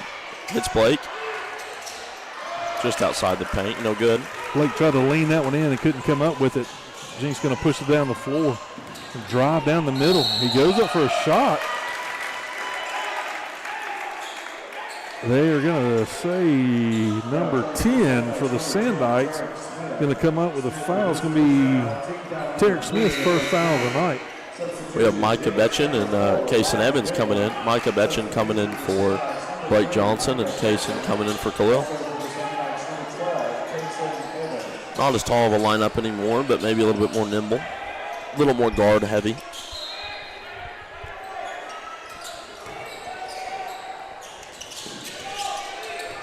Trying to shoot another deep three. Decides to pass it. Number 11 for Jenks. He's going to try to drive in. Got Cooper all over him. He swatted the ball. Hit it to the legs of the Trojans. Going to be Sandite ball. Forcing another turnover. He got around Cooper, but he swatted the ball. Knocked it off the Jenks player's leg. So it's going to be Sandite ball with 3:45 to go in the first quarter. Cooper's going to slow it down a little bit now. Clay trying to catch her breath. Number 3 for the Trojans trying to poke the ball out. We'll Just give and go. They're going to call a charge on number 12. Kason Evans going to pick up his second foul of the night. That's a charge right in the lane. Those are the ones that you hate because you make a move and you do make contact, and so it's you hate to see a charge right down the middle. Number 10 for the Sandknights going to pick up another foul. He comes into the game and going to pick up his second foul of the night. 2 quick fouls. Going to send Jenks to the line. Number 3 is going to shoot 2.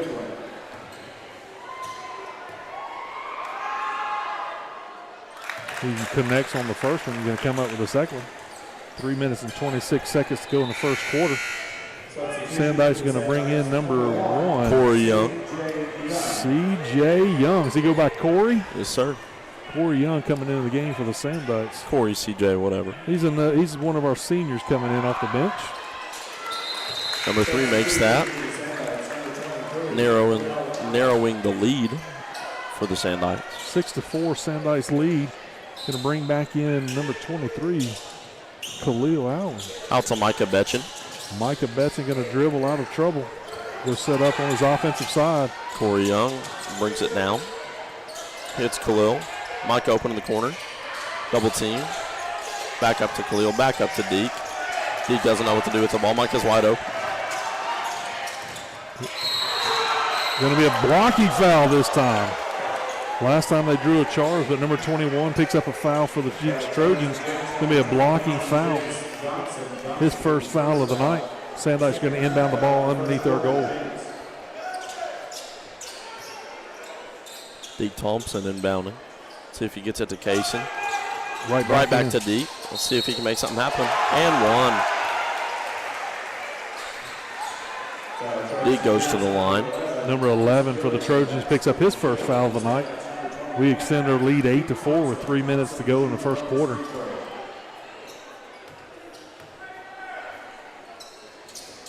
Completes the three-point play. Number 21 for the Sandknights, Deke Thompson.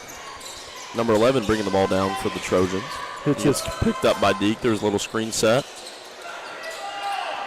Both number 3s guarding each other. Micah Betchen gets swapped up. Going to double team him out here. Going to call a foul on Kaysen. It's going to be his third foul in the first quarter. He's going to have to sit the bench.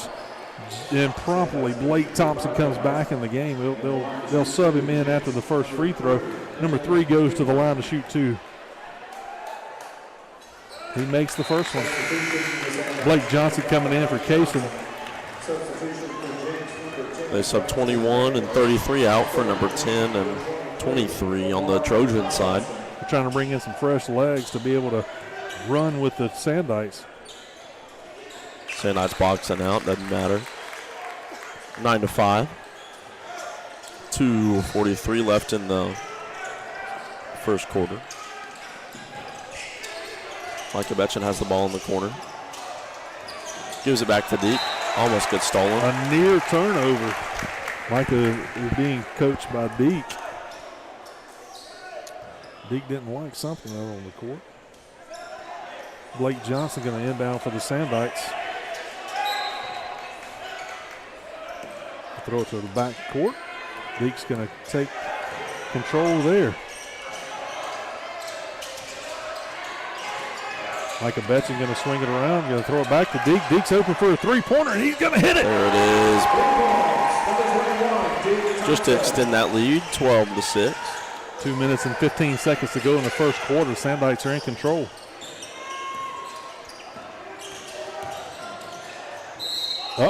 Got a blocking foul coming up against the Sandknights. Number 1, Corey C.J. Young, trying to draw a charge in there and did not happen. Number 22 getting ready to come in the game. Cruz Smith going to make his appearance after the first free throw. Number 3 for the Trojans. Going to make the first one. Cruz Smith is going to come in and going to take out C.J. Young. Good to see some of these younger players come into the game. Even though Cruz Smith is a junior, we get to watch him play a little bit in JV this afternoon, Clay, and he's got tons of skills. Oh, yeah.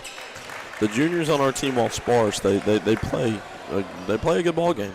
2 minutes to go. They did complete that free throw. Second free throw to be 12-8, Sandikes lead. Blake sets a screen, looks for the pick and roll. Micah gets the ball on his lonesome. Sends it back to Cruz.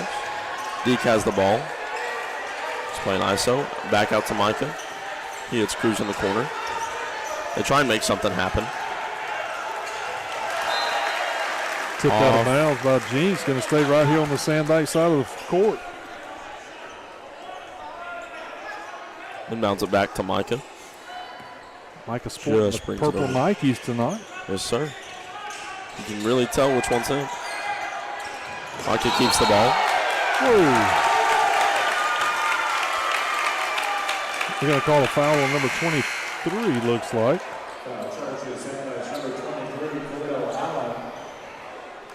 He must have pushed him. That's Khalil's first foul of the night.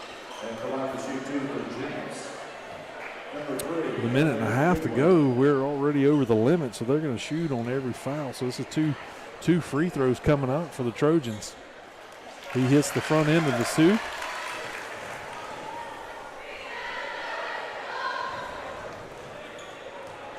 Don't forget, coming up at halftime, the homecoming festivities. Stay right here and enjoy those festivities from the Ed Doobie Fieldhouse tonight. Cooper sub back in. He's bringing the ball down. Picked up by 11 at half court. Micah has the ball on his lonesome. He drives for a layup. Oh, Micah Betchen puts up 2-point layup. Micah picks him up at half court. Cruz Smith playing some tight defense on number 23. Deep three-pointer, an air ball coming for the Trojans. Bounces off of number 11, goes out of bounds. Sandike's going to take the inbound under the Trojan goal. Micah Betchen going to take the inbound duties. Looks like they're going to pick up a little bit of pressure on Cooper. Micah Betchen's there to save it. Minute left in the quarter. Micah cuts. Cooper looks for something. Deke gets the ball. He's driving. Micah's wide open in the corner, and Deke goes for a 2. 44 seconds to go. 16-10, Sandike lead in the first quarter. Sandike's going to take possession in the second quarter as well. 30 seconds. There's an and one play for the Trojans. Cruz Smith gets called for the foul. Going to pick up his first foul of the evening. Going to send number 23 for the Trojans to the free throw line. 16-12.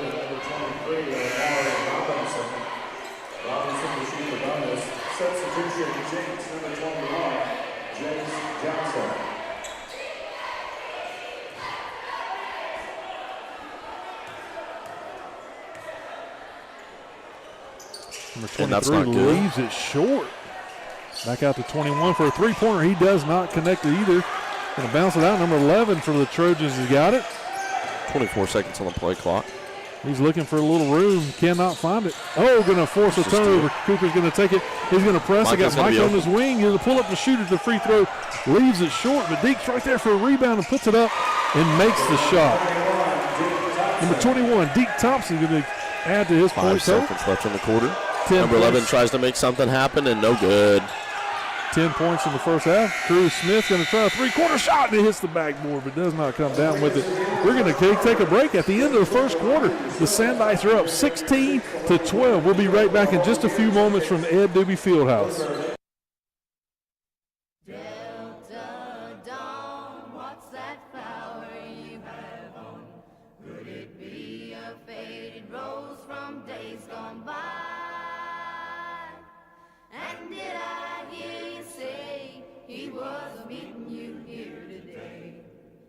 Take you to his mansion in the sky.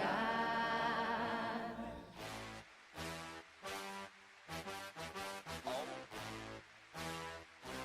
Okay. Ah!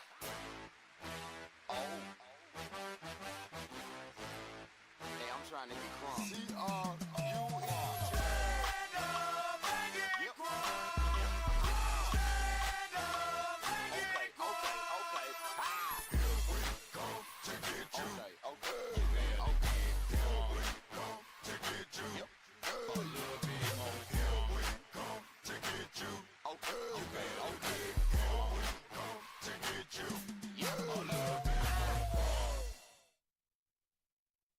Welcome back in. The second quarter is just about to start. Sandykes leading 18-12. Sandykes going to take the ball first here in the second quarter. Lots of back and forth on the offensive side of the ball. Deke Thompson leading the way with 12 points. Followed up by some of his teammates, but we've got an 18-12 lead starting the second quarter. We've got Deke, number 21, Micah Betson, number 3, Cooper, number 11, Blake Johnson, number 25, and Cruz Smith, number 22, to start on the floor for the Sandykes. Deke's going to inbound. Cooper's going to bring it up to half court. Deke has 12 in the first quarter. Passes it to Cruz Smith. He's wide open. Deke, three-pointer, no good. To Micah. Micah's going to fight for it and going to keep it. They're going to call a foul against the Jenks Trojans, number 3. The Jenks bench wanted a traveling violation, but they did not get the call. It was a foul before to make him travel. Deke's got the ball out here in mid-court, going to drive to the top of the key. He's going to look for some help. Blake Johnson comes around. Deke's got the ball, going to drive down, going to pass up, going to lay it up and gets blocked out of bounds, but it's going to be right here under the goal for the Sandykes. This is where your big guys are going to shine down here. This is where you want it. You want your tall guys to be able to dominate the block, and when you inbound under the goal, that's exactly what happened. Blake Johnson's got it, spins, and going to get blocked, but they're going to call a foul against the Trojans. Number 11 picks up his second foul of the night. Going to send Blake Johnson to the free throw line. Blake Johnson, one of those seniors that we've been talking about, has had an incredible career here as a Sandike. Yes, sir. I think he's been that tall since birth. Yeah, that's right. He's played a great game. Very, very active student as well. Just an all-around good Sandike. First free throw attempt went in and out. Going to bring up the second free throw attempt. He misses it as well. We got a tip back in. Couldn't make it fall. Jenks is going to push it up the court. Number 2's got the ball for the Trojans. Looking for somewhere to go with it. He's going to roll out to the elbow. He has picked up his dribble. He can't go anywhere. He's going to force a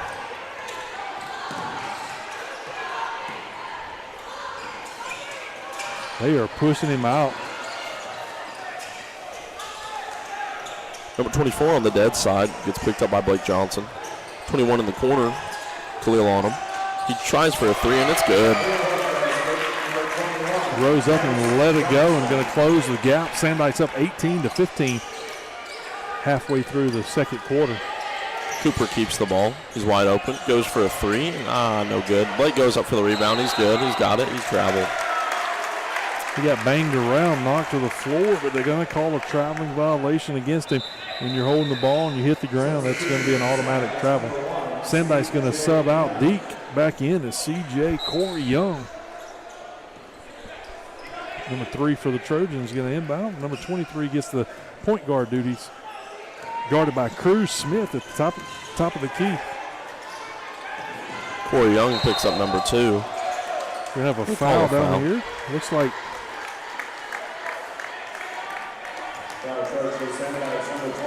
23, Khalil picks up his second foul of the night.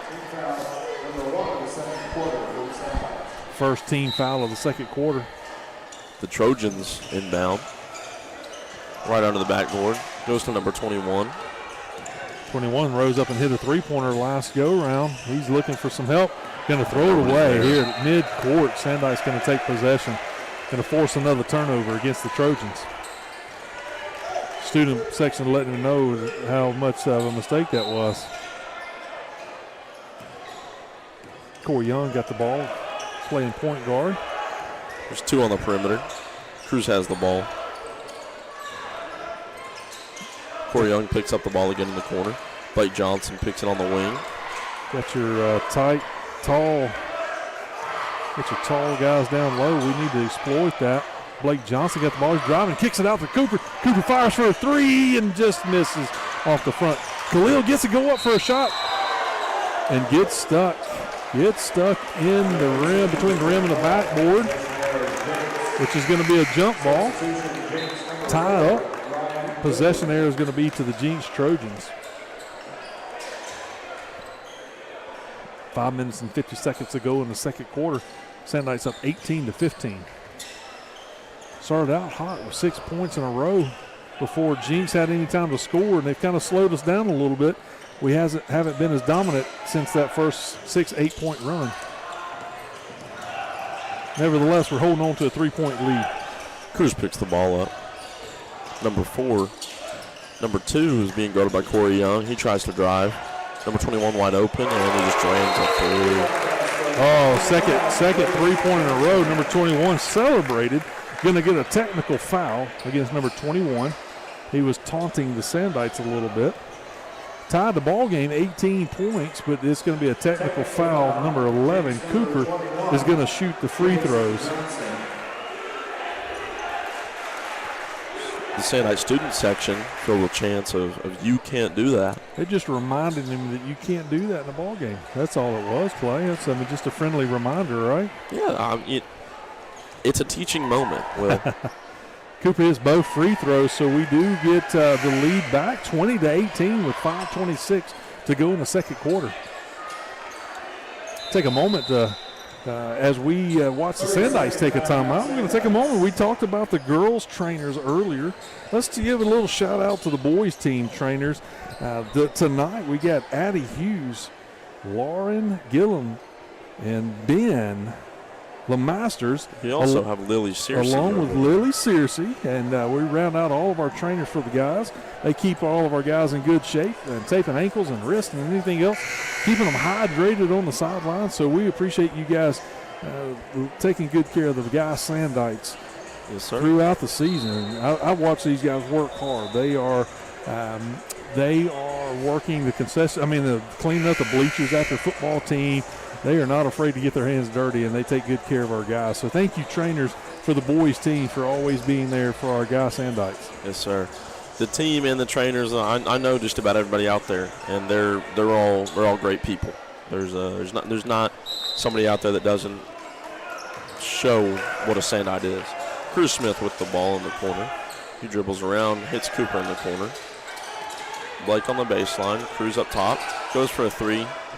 Barely off the rim. There's a foul. Cruz Smith had a near miss on that three-pointer. Rebound down to Khalil. Khalil takes it up and shoots. Is fouled on the shot, so he's going to the free throw line for 2 shots. Going to hit the first one. Going to extend his point total tonight. Going to get him up to 3 points.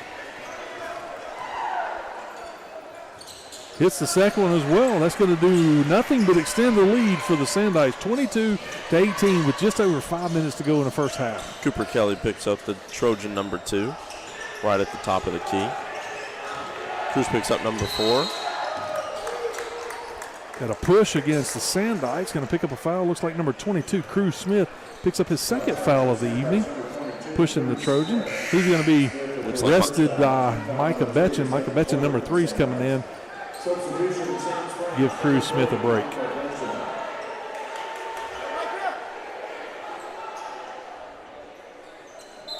Trojans going to inbound on the baseline. Going to look back at the mid-court. Number 2 for the Trojans picks it up, looking for a little bit of driving room. Surveying the court, seeing where he wants to go. Number 21, who's hit 2 3-pointers recently, going to pick up a charging foul. On his last trip after his 3-point shot, he picks up a technical foul. Then he just leans into Blake Johnson, picks up a charging foul.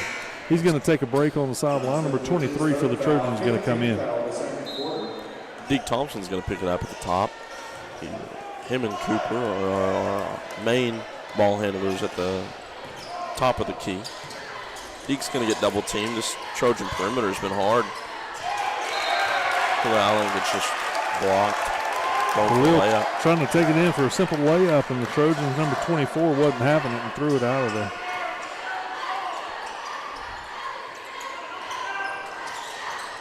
Sandlight's having trouble inbound. It's going to go in the back court. Micah Betchen's going to chase it down. Going to push it up for the Sandites. He's going to kick it out to Blake Johnson. Down to Khalil. He's got a wide open shot. He misses a simple layup and then commits a foul. That's on for the dunk there. That's his third foul of the evening. He's going to be forced to come out of the game. Number 10 is coming into the game to give him a break. Tarek Smith's going to spell Khalil. Khalil's frustrated with himself, but he overcompensated for missing the shot. Picked up a cheap foul. Did not need that. Number 23 drives. How a foul isn't called there, I don't know. Rebound by number 2. Puts it in for 2 points. 22-20 Sandites. 4 minutes left in the half. Micah Betchen comes up with the ball. He's sitting at the top of the key. Passes it to Cooper Kelly. Looking for an open man. He drives. Tries to lay it. Oh, going to have a foul against the Trojans. I believe that's going to be on number 3. That's his second foul of the night. Number 3 going to pick it up. Going to put Cooper on the free throw line to shoot 2. Team foul has exceeded 5. Shooting 2 for the Sandites. Number 11, Cooper Kelly. Mr. Bob on the PA says that they've exceeded their 5 foul for the second quarter, so it's going to be 2 shots from here on out for the Sandites at every foul. Shot number 2, Cooper Kelly makes it. Extending the lead 23-20 with 3:54 to go in the second quarter. Trojans are keeping it close. They're staying alive by their 3-point shot. Terry Smith almost makes him turn it over. Number 3, guarded by Deke Thompson. Gets out of 3, no good. Long Cooper Kelly three-pointer. picks that up, out to Deke. Deke goes up for a layup and is fouled on the way up. Number 3 picks up his next foul, which is number 3 for number 3. Going to put Deke Thompson on the line. 2 shots. He may have saved a dunk. Blake Johnson boycotting for an intentional foul down there. Did not get the call. Deke makes his first one.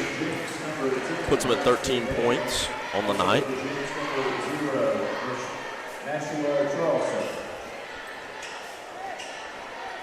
Just a reminder, guys, at halftime is homecoming festivities at Ed Doobie. A lot of fun to see what all the festivities planned for these young ladies.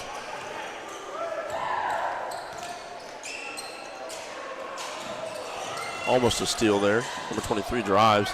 Goes for a fancy layup. Gets picked off by Cooper Kelly. Going between 2 defenders and an intentional foul, it looks like. Cooper took on 2 defenders and just decided to lay it up. Didn't come close with the shot, but he did get fouled, so he's going to go to the line for 2 shots.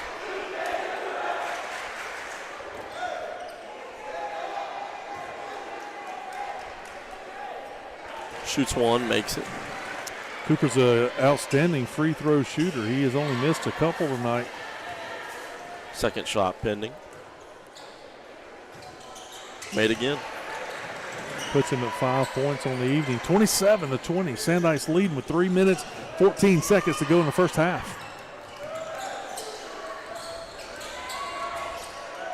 Micah Betchen picking up the Jenks point guard right at the 3-point line. Uh-oh. Micah had a little reach-in foul there. Number 3, Micah Betchen picks up a foul. That'll be his first of the night. The Trojans going to inbound it from the side court.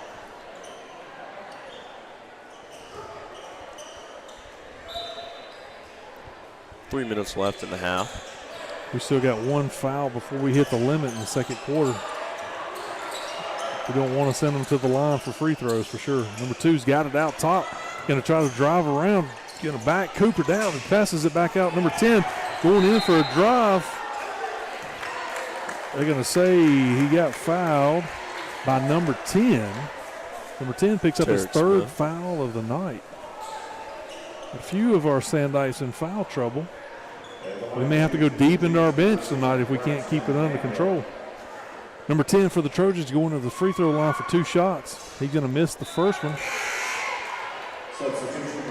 C.J. Young coming in for number 10 for the Sandites. Tarek Smith. Tarek Smith's playing hard. Just picked up too many fouls. Going to have to take a break. Just passionate defense. That's all. Trojans pick up the second free throw. Going to close the gaps. 27-21 with 2 minutes and 40 seconds to go in the first half. Corey brings the ball down, kicks it out to Micah. Cooper on the wing. Tries to figure deep. Corey gets the ball again, passes it to Deke. Deke's double team. He keeps the ball. Travel. They're going to say it was a travel play. I'm looking at it. Looks like the ball was loose and he was going after it. Was not a travel. You know, I'm inclined to agree with you. I'm not partial. Deke is asking for an explanation from the referee. Trojans are going to take a timeout. It'll be a 30-second timeout. We'll keep it right here. So we're going to just stay right here until the end of the first half. We're going to look at going at halftime. We're going to have homecoming festivities. I tell you what, it's exciting to see how many people turn out. We usually broadcast every football game for the Sandites. So when we get to come to the Ed Doobie and it's rocking like this, it's a lot of fun. It's really cool to see how many people turn out for the Sandite basketball teams. It's great. I mean, the atmosphere at football games are electric, but when you get inside a confined space like this, man, it's different. It's different. It's a lot of fun, and this being the last week of school before the Christmas break, it's good to see that people are coming out and excited to see the Sandites play some good basketball. The girls come away with the victory. Now we are fighting hard with the Jenks Trojan boys to come away with the victory as well. Holding on to a 6-point lead with 2 minutes and 28 seconds to go in the first half. I also believe at halftime, if somebody registered out there, that somebody's going to shoot for the prize being Chick-fil-A for a year, Clay. I tried to get our AD, Rod, to let me join that, and he didn't want me to be the laughing stock of the Sandite Nation when I couldn't even get it to the goal. I don't know. For Chick-fil-A, I could do just about anything. Chick-fil-A for a year? Come on, that's worth signing up for. Micah with Betchen the coming three. out. Oh, just missed. Trojan's going to pick it up, going to push it up the court, going to have some pace to it. Number 2 is going to slow it down, looking for a little help. Corey Young out playing defense on him. Going to force him to throw it down. Number 10 is going to lean in, does not. Oh, he does get a little roll off the backboard. Going to pick up 2 more points for the Trojans. 27-23 with 1 minute and 45 seconds to go in the first half. Deke brings it down, sends it to Cooper. Minute 40. Corey's sitting with the ball, wondering what to do. Hits Cooper. Cooper hits Deke. Deke tries to drive, in and out. Trojan ball.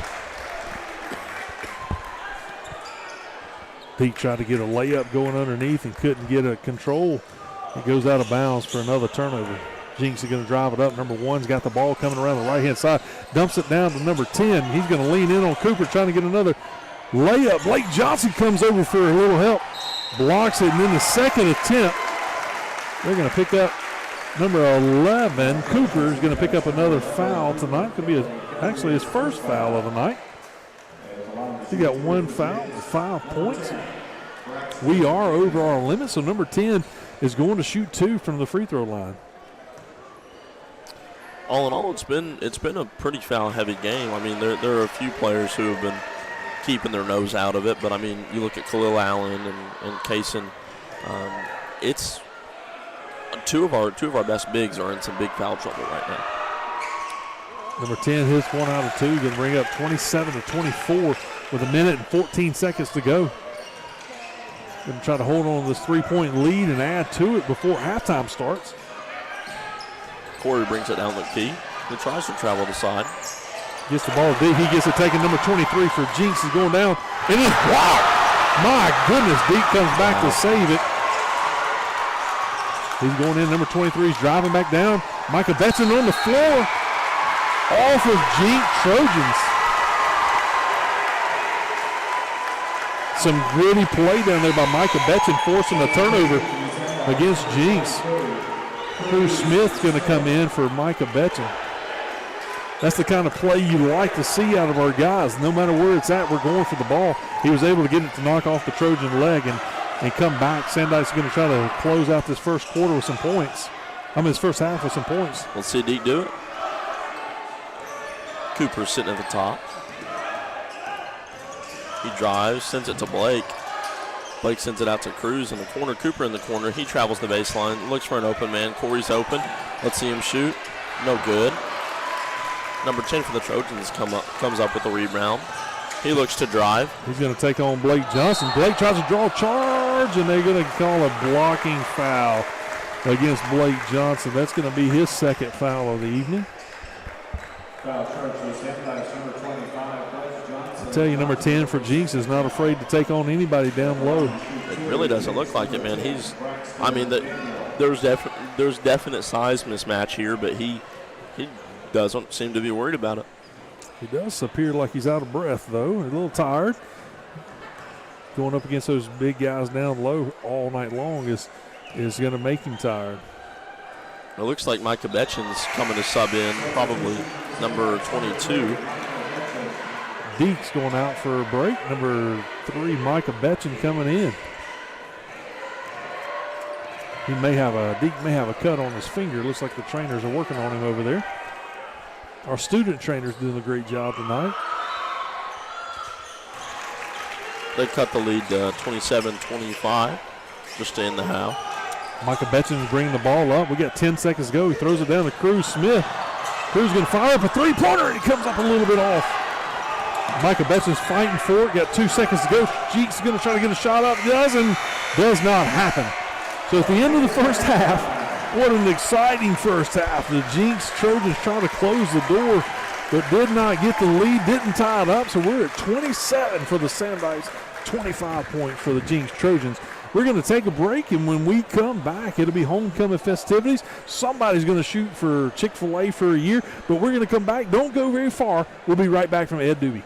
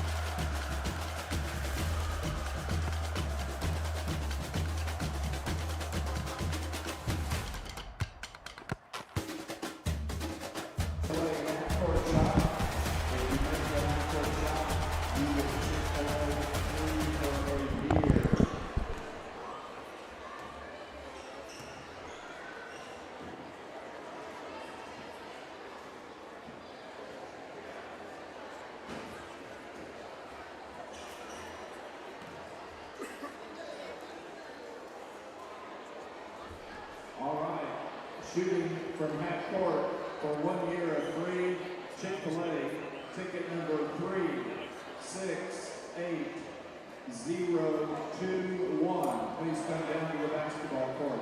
That's 368-021 for the half court shot for a free year of Chick-fil-A.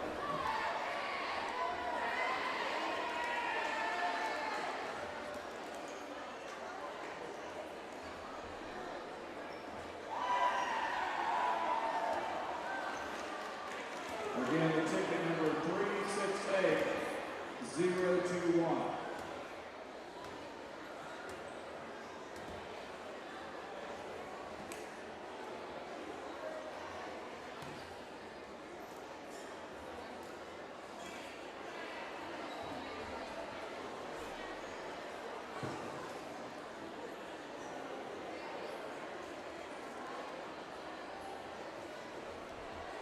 All right, we've got a lucky shooter who makes that backcourt shot.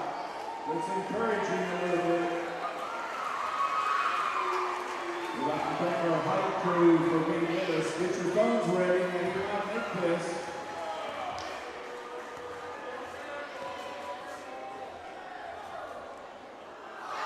Not quite the distance. Good try. He does get a Chick-fil-A gift card. We'd like to encourage you to go ahead and download the Chick-fil-A app. If you don't have it, Chick-fil-A app gets you a lot of great discounts and free Chick-fil-A food. So download the Chick-fil-A app.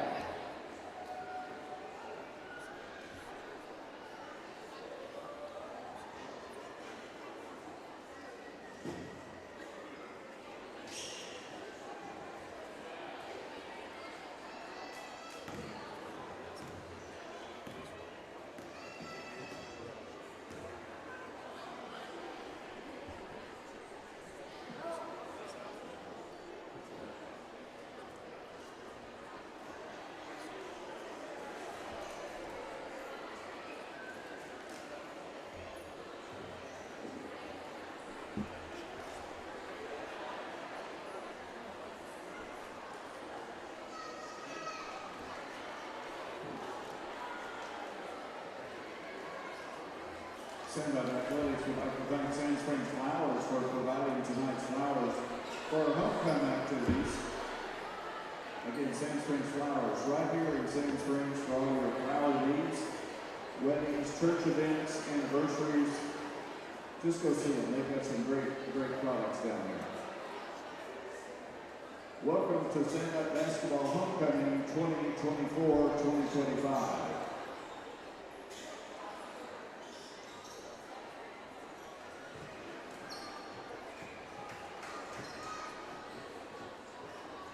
Let's meet our first homecoming queen candidate, Layla Bland.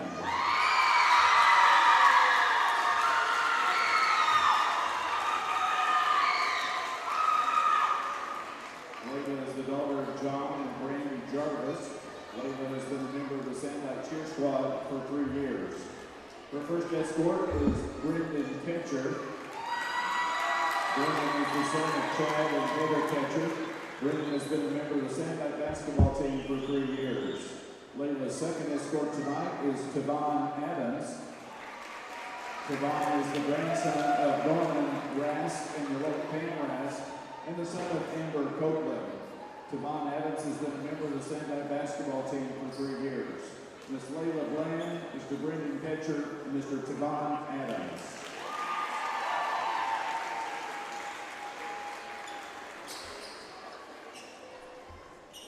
Our second queen candidate, Addison Hughes.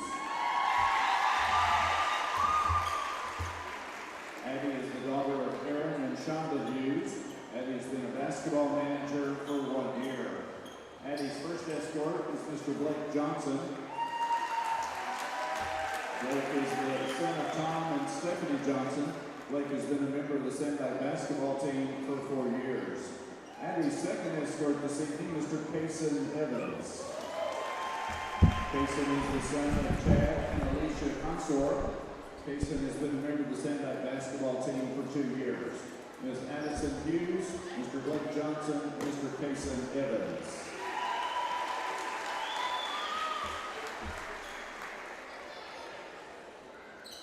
Our next homecoming queen candidate, Hope Dunn.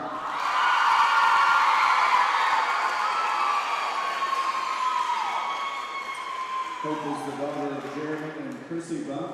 Hope has been a member of the Sandbite basketball team for 2 years. Hope's escort is Mr. Deke Thompson. Deke is the son of Deke Thompson and Sash Moreau. Deke has been a member of the Sandbite basketball team for 2 years. Ms. Hope Bump and Mr. Deke Thompson.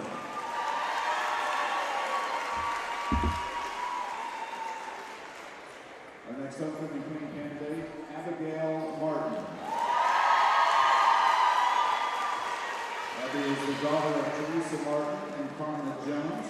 Abby has been a member of the Sandbite basketball team for 4 years. Abby's escort this evening, Mr. Khalil Allen. Khalil is the son of George and Denise Allen. Khalil has been a member of the Sandbite basketball team for 4 years. Ms. Abigail Martin and Mr. Khalil Allen.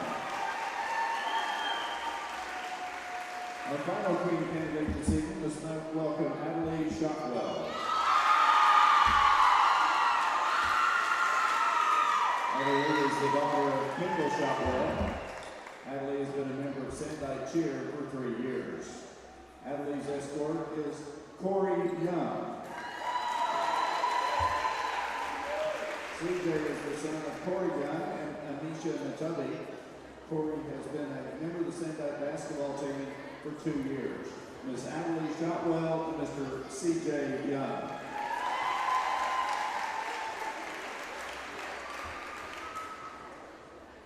Joining us tonight is our little princess. Let's welcome Ellis Hughes. Ellis is the daughter of Wyatt and Emily Hughes. She is 4 years old and she attends the Early Childhood Education Center. Now when she grows up, she's got a hard decision. She wants to be a teacher or a doctor. Miss Ellis Hughes. Our first little prince tonight, let's welcome Connor Durkee. Connor is the son of Craig and Andrea Durkee and the grandson of Richard and our school superintendent, Sherry Durkee. Connor is 5 years old and he attends school at Bixby. He wants to be a professional football player when he grows up. Mr. Connor Durkee. Our next little prince is Dak Douglas.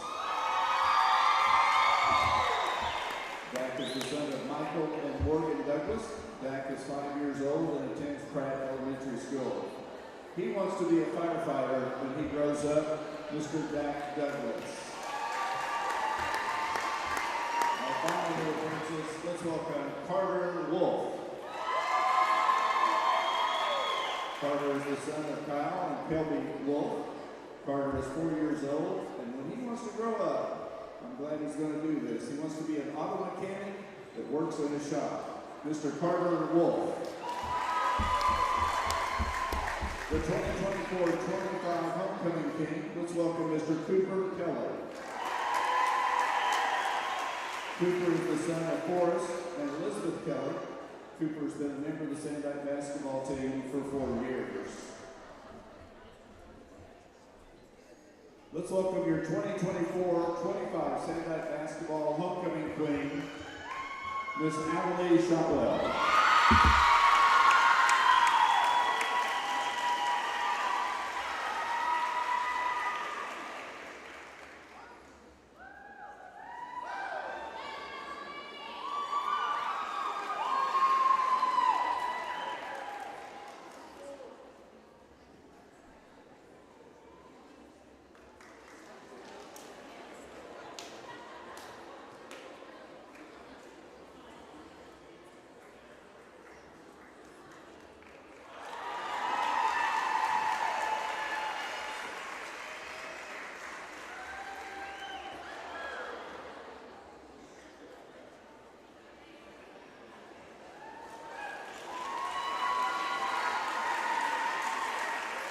The 2024-25 Sandite basketball homecoming queen and king. Let's get everybody together and get a group photo. Now after these photos are taken, they'll move to the lobby out front, and you'll be able to get some additional pictures out front as well.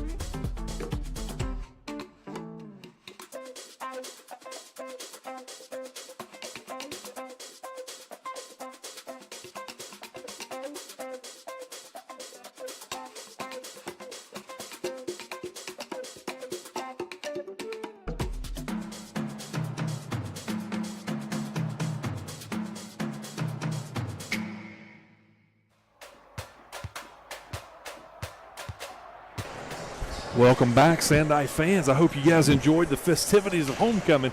Clay, we got to see a young man come from the upper deck to go and shoot for Chick-fil-A for a year and just came up a little bit short. So if you guys want to take your chance, come to the next home game. I think it is around January the 5th, and come and be a part of that. Register, try to get your name, your number pulled, and shoot for Chick-fil-A for a year. That's an exciting time. I know that I would enjoy that. That'd be a lot of fun. Opportunity of a lifetime, man. Get to eat some good food. Chick-fil-A is always good and always is a sponsor of Sandite Athletics, and we appreciate them being in our community and always giving back to our students here at Charles Page High School. Clay, we also had some homecoming festivities where we got to see some young ladies and some escorts and even some little tots escorting them out as Little Princess going out and crowning the 2024-25 basketball homecoming queen. So a lot of fun at halftime. Man, homecoming's always fun. You look at football homecoming, basketball homecoming, wrestling homecoming. It's all of it's great. You know, you get to have somebody, you know, feel like they're the queen, and it's really awesome for a senior to get to do that. But to get back to why we're here, Clay, looking at the first half, a lot of explosion, a lot of turnovers, a lot of points, 27-25. Sandites leading at halftime. We had a lot of missed opportunities as Sandites. We missed some shots. We created or committed some fouls that we shouldn't have, but yet we still hold on to a 2-point lead going into the second half. What are you looking for coming out of the second half? We're going to get the ball first right here at midcourt, but what are you looking for coming into the second half? Well, coming into the second half, I'm looking for Deke Thompson to just continue going off and maybe make plays for him. It was a very foul-heavy first half, and we need to get our guys under composure. That's really what we need to do. Let's keep our guards mobile, attack that Jenks three-point perimeter, and we'll see what happens. Cooper Kelly's going to start out with the ball at half court, send it out to Blake Johnson, our big man, gives it back to Cooper. Cruz takes it where Blake was. I think one of our keys is going to have to be that Khalil's going to have to stay out of foul trouble in the second half. He goes down deep right off the bat, tries to make a shot, and gets it blocked after a missed shot. Going to bounce it back out to Cooper, but those guys down on the block is going to have to be pivotal in this game, especially being in foul trouble. Khalil's been in a lot of foul trouble this game, and as the Jenks Trojans go for a fast break, let's see if he can stay out of it. Sandites looks like they're going to play a little zone defense. Going to bounce. Trojans going to bounce it out. Number 2 is going to take a shot and hits it right off the bat, right off the free throw line. Ties the game up. Just starting the third quarter and tied up 27-27. Sandites going to be looking at the move, and Coach Savage want to push it, want to move it. So the Sandites are responding, trying to find an open man or open shot. Cruz almost takes a shot there. Blake sets his feet. A different offensive approach. And there's a nice little lay. Looks like Kason Evans is going to go in. A different offensive approach versus the first half. We're just kind of moving the ball. Coach Savage didn't like something. He's going to substitute Kason in to give somebody a break that he didn't like on the floor. Jenks going to try to drive. He picks up his dribble, looking for somebody to give it to. Going to bounce it to number 3. Going to go down low, bounces back out. This is a guy that's got a hot hand. He missed this three-pointer. Rebound by Blake Johnson, giving it up to number 21. Deke takes the ball quick. He's moving the ball. He's driving, and there's a shooting foul on him.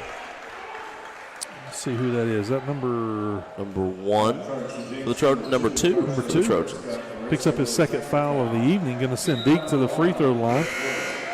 Kason's in for Khalil.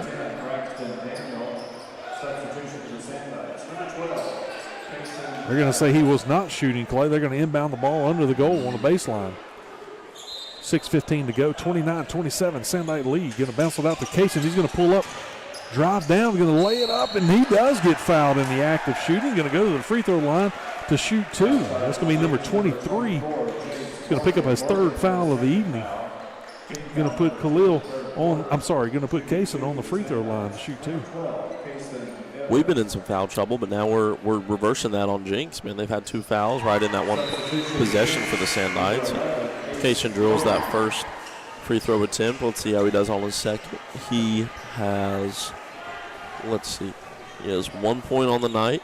Shocking for him. He normally goes off, but Still a whole half to play. He's going to add to it, but he does get a second point. 31-27, Sandite lead early in the third quarter. Looks like we're going to pick up a little bit of half-court pressure, going to try to force the Trojans to turn the ball over. The Trojans execute that offense really well, just couldn't finish there. Number 10 for the Trojans tried to shoot it at free throw line and came up a little short. Cooper drives, kicks it out to Blake, who kicks it to Cruz. Gives it to Deke, shows his handles, and just gives it back up to Cooper. Deke's going to drop, pull up at the free throw line, and this comes up a little strong on the shot. Trojans going to get the rebound, going to force it down. Got number 21 in the corner. He's already hit two three-pointers tonight. Going to bounce it out to number 11. He comes up a little bit short. Deke gets the rebound, going to force it down the court. Third man down. Let's see what we can do. Couldn't take advantage of it. Going to bounce it out to Cruz, down to Casey. Casey's going to look around, look for some help. He's going to drive down to the block. Going to get a charging foul called against number 12, Casey. Wow. When you got a big body like that, it's hard not to just charge into a guy. Once you're moving, it's hard to stop. Jason Evans picks up his fourth foul on the night and is quickly subbed out by Khalil coming back in the game. He is playing with 3 fouls himself. Trojans going to inbound it, going to push it up the court. We do have half court. They're going to pass out of it. Number 21 for the Trojans going to look out. Number 11's got a wide open three-pointer. He throws it up and misses the shot. Khalil's going to come down with a rebound, passes over to Cooper. Cooper takes it at half court. He messes with the defense and lays it in. Beautiful play. Just made a simple layup, rolled it right off the backboard for 2 points. Oh, my goodness, come back in. Number 11 goes to the drive and runs over Blake Johnson. He's trying to draw a charging foul. The referee did not agree. Going to give a blocking foul against Blake Johnson. Going to give 2 shots to number 11 for the Trojans. Blake does now have 3 fouls on the evening. He's going to have to be careful not be in foul trouble as well. All 3 of our big men are in serious foul trouble this game. I know a team, whenever you see your big guys down on the block get in trouble, they're going to go right back to it trying to foul you out. You're going to have to go to a smaller lineup or go to some of your younger guys. Yeah. This is just kind of what happens when a large, like big body lineup faces a small ball team. Every little thing you do is a foul. They're used to playing against guys who are their same size or even a little bit bigger, and it's just not. It just doesn't happen like that. Number 11 for the Trojans hits both free throws, going to close the gap. 33-29, Sandite's lead. Deke's going to go in for a layup and is contested. He does draw a foul against the Trojans. A blocking foul called on number 24. It's his 3rd foul. Deke's going to go and shoot 2 from the free throw line. One thing about Deke, man, he is not afraid to go into some traffic, is he, Clay? He likes to go and challenge the defense, and he a lot of times comes away with some acrobatic shots. That one didn't fall for him, but he did go to the line and hit the first free throw. He drives more than anybody on the team, and it shows. You know, he, with his size and his stature, he can still drive, and if he draws those fouls, that's even better, you know. It's his 16th point of the night. Hit both of those free throws, extending the Sandite lead 35-29. Almost a steal by Cruz Smith. Cruz is all over the floor. He's going to trap him in the corner. He does poke it away. They're going to call Cruz Smith for a foul. Looked like all ball to me, but I'm not on the court. The referee doesn't agree with our assessment. Going to be a foul against Cruz. His 2nd foul of the night. Going to inbound the ball. The Jenks are going to inbound the ball underneath their goal. Cruz is playing some tight defense. Oh, jump ball. Possession's going to go with the Jenks Trojans, so it's going to stay right there under the goal. 4:17 to go in the 3rd quarter. Sandite's leading 35-29.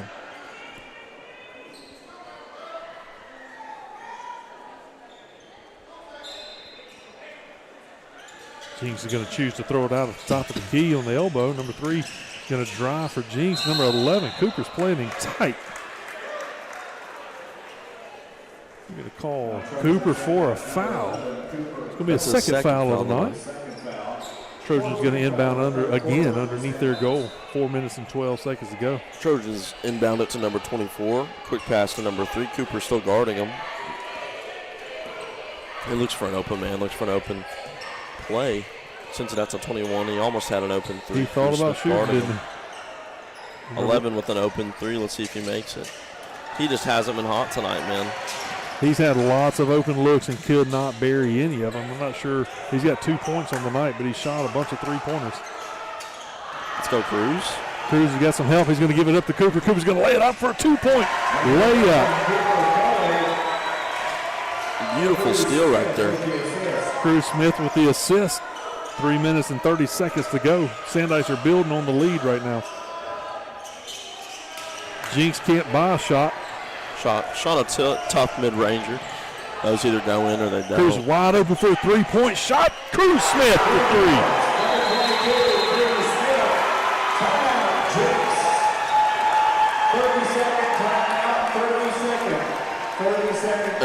And the momentum has shifted almost entirely to the Sandites. They pulled away 11 points.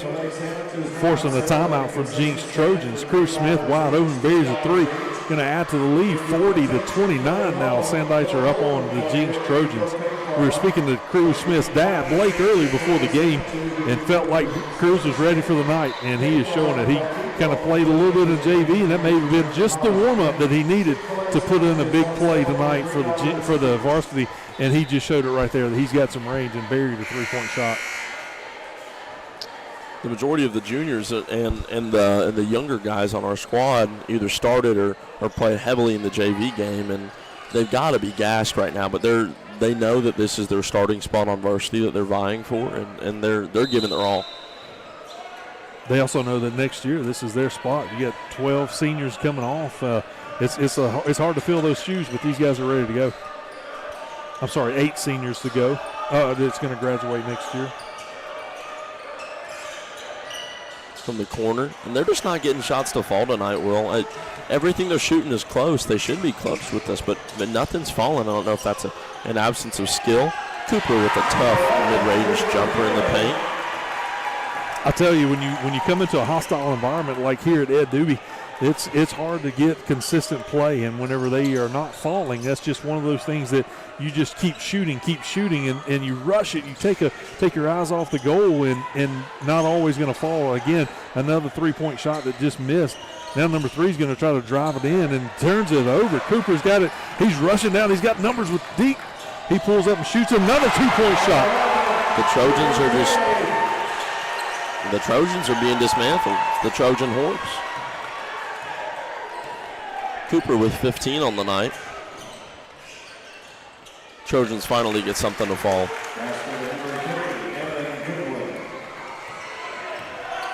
I know that they played heavily in the first half, real close, but they have not had a shot to fall. And Cooper goes deep on the 3-pointer, does not make it. Number 3 going to pass it to 23, going to lay it up for another 2-point shot for the Trojans.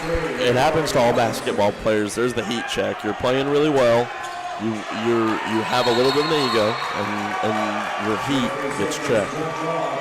You're seeing it right now. They're trying to grab some of that momentum back that you're going to see up and down in a basketball game. Beat gets tied up and forces a hole, and so it's going to be the possession arrow is pointing to the Sandites. So we're going to get the ball, but we lose that possession arrow for the future. They're going to put some full court press, trying to slow us down a little bit. Cruz Smith dribbles out of it, and he gets it poked away from behind. Number 3 for the Trojans is going to come right back down. They're going to lay it up, and he makes the shot, and he's fouled. And just like that, some of the momentum is just grabbed back by the Trojan. Lee's now 44-35. The Sandites are beginning to feel some pressure. We got it going just the way we want it, and then all of a sudden we have a couple missed shots or we have a turnover, and here comes the Trojans to close the door, and they're going to have one more free throw attempt right here after making a 2-point play. He hits it, so he does close it. It's 44-36. An 8-point brings lead. It down the court. Micah Betchen came in to sub out Cruz Smith. He is trapped in the corner. We got a timeout just before we turn the ball over. Coaching staff decided to let's burn a timeout to keep possession, and that was a smart move on the coach's part, because if you turn it over there and you turn it right back to the Trojans, they get another 2 points or more, it's going to be hard to keep that momentum going.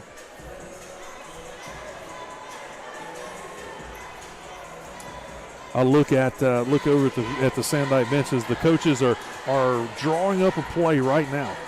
We've seen the last couple possessions that the Trojans are going to have some full court press going on, and when we can't get out of it, it's going to be hard. It's going to be hard to continue to drive the ball. So we've got to put the right person bringing the ball down to avoid that full court press. It's been tough, man. You start off the quarter, or start off the half really so strong, and your momentum it can shift at any moment. It's tough. The Sandites, they still have an 8-point lead, but it's tough. That can in basketball, that can close in a split second. There are going to be runs in basketball. There's no way around it. And when you make a run and you start taking some of that momentum away from your opponent, it's difficult. And we got to time that. We got to slow it down. That's what a timeout does sometimes. It just kind of kills that momentum. Here they are with a half-court press. We're going to have to dribble out of it, pass out of it. We get it across the half-court line. Deke comes up, pulls up for a shot. He misses it. Oh, no, it doesn't. A bounce off the backboard going to put us back to a 10-point lead with a minute to go in the third quarter. They're pressing them as hard as they can. Corey Young defending that perimeter. Number 3 deep takes a three. Deep three and doesn't even come close. Corey bounces it off. Number 11 for Jenks. Going to be a Sandite possession. Here comes a full court press again. We've got our two big guys at half court. We just got to get it across half court without turning it over. Blake Johnson receives it. Micah Betchen, he's going to dribble out of it. Here he goes. He's going to pass it. Corey Young's going to back up. He's got to get it across. Blake Johnson has it. Going to drop down. Here he goes. Passes it to Khalil. He goes up for a 2-point layup. Had two guys hanging all over him, Clay, but it didn't slow him down. That's the advantage to that big ball lineup, man. Oh, there's man. a foul by Blake Johnson there. That puts him 4 fouls deep. That's one of those fouls that he should not have committed, but it was just one of those that he just kind of bumped him a little bit. You can go one way or another. It's just unfortunate to get called on Blake. Blake Johnson going out of the game right now with 4 fouls and 2 points. Number 10 for the Trojans comes up with a big key free throw. Trying to keep him in the game. You're going to knock it down to a 9-point game. I'm sorry, 11-point game. Looks like we kind of got a small ball lineup going here with Corey Young, Micah Betchen, and Tarek Smith. Our two big men, Deke and Khalil, are just having to fill those roles. You having a look at this right now that you got 33 seconds. You also don't want your big guys getting any more cheap fouls. Just like that, the number 11 for Trojans picked up a foul, trying to keep us from crossing over half court. So this is a strategic move on the coaching staff as well. Don't let them pick up a cheap foul with 28 seconds to go in the third quarter. And Micah Betchen going to cross it over at half court, looking for some help. Deke's got the ball. Seems like every time Deke gets the ball, they double press him. Khalil's got it on the baseline. He passes it out to Corey Young. He passes it to Deke. Corey goes to drive. He's going to kick it to Khalil and see if he can make something happen. Sandite ball. He went up with 2 defenders on him. He got the ball to the shot to fall last time. This time he did not.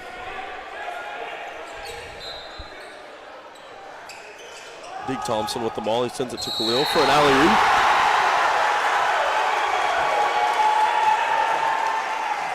He didn't get the dunk, but he did get the layup, and he's going to the free throw line to try to add to a 3-point or a 2-point play to get 3 points out of it. Number 23, Khalil Allen, on the shoot for substitution for Jenks number 3, Evan Goodwin. Also for Jenks number 4, Ryan Goodwin. Jenks are doing the same thing. They're going to put some of their reserves in to, I bet you, protect some of their foul trouble. We got 8 seconds to go in the third quarter. Sandite's up 51-38.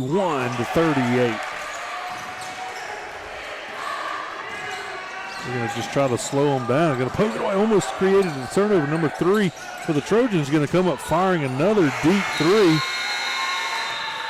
You just can't get shots to fall from the Trojans tonight. I don't know what it is. I mean, normally this has just been a tough night for these Trojans, man. This is it's been a close ball game all night, but at the end of the third quarter, the Sandites up 51-38. We're going to take a quick break. We'll be right back.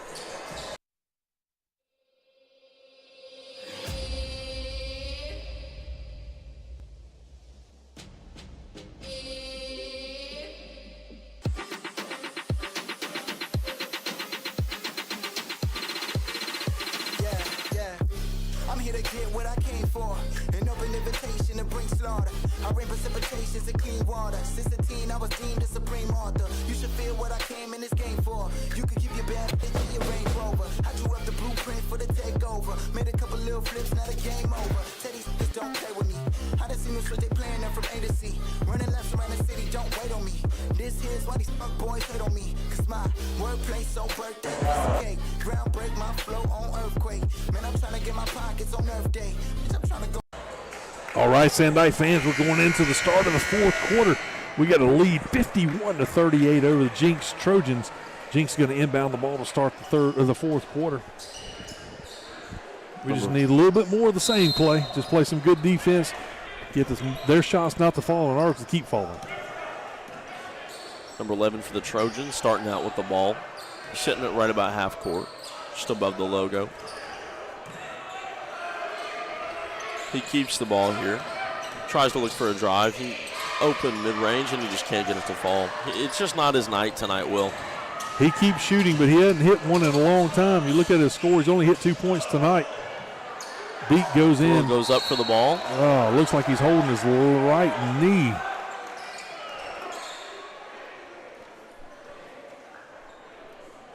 Oh, it's good to see him get up. He landed a little bit awkwardly. Got a little bit of limp going. He's going to try to work it out. On the play, though, Khalil goes up and tries to make a shot. Did not make the shot, but he's going to get fouled. Go to the free throw line for 2 free throws. He hits the first one. Substitution for Jenks, number 21, James Johnson. Also for Jenks, number 4, Ryan Goodwin. He's got to line up to take the second shot.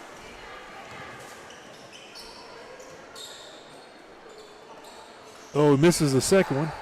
Sandites are already back playing defense, not trying to contest the rebound with a 52-38 lead. Shoots again, and this time it falls.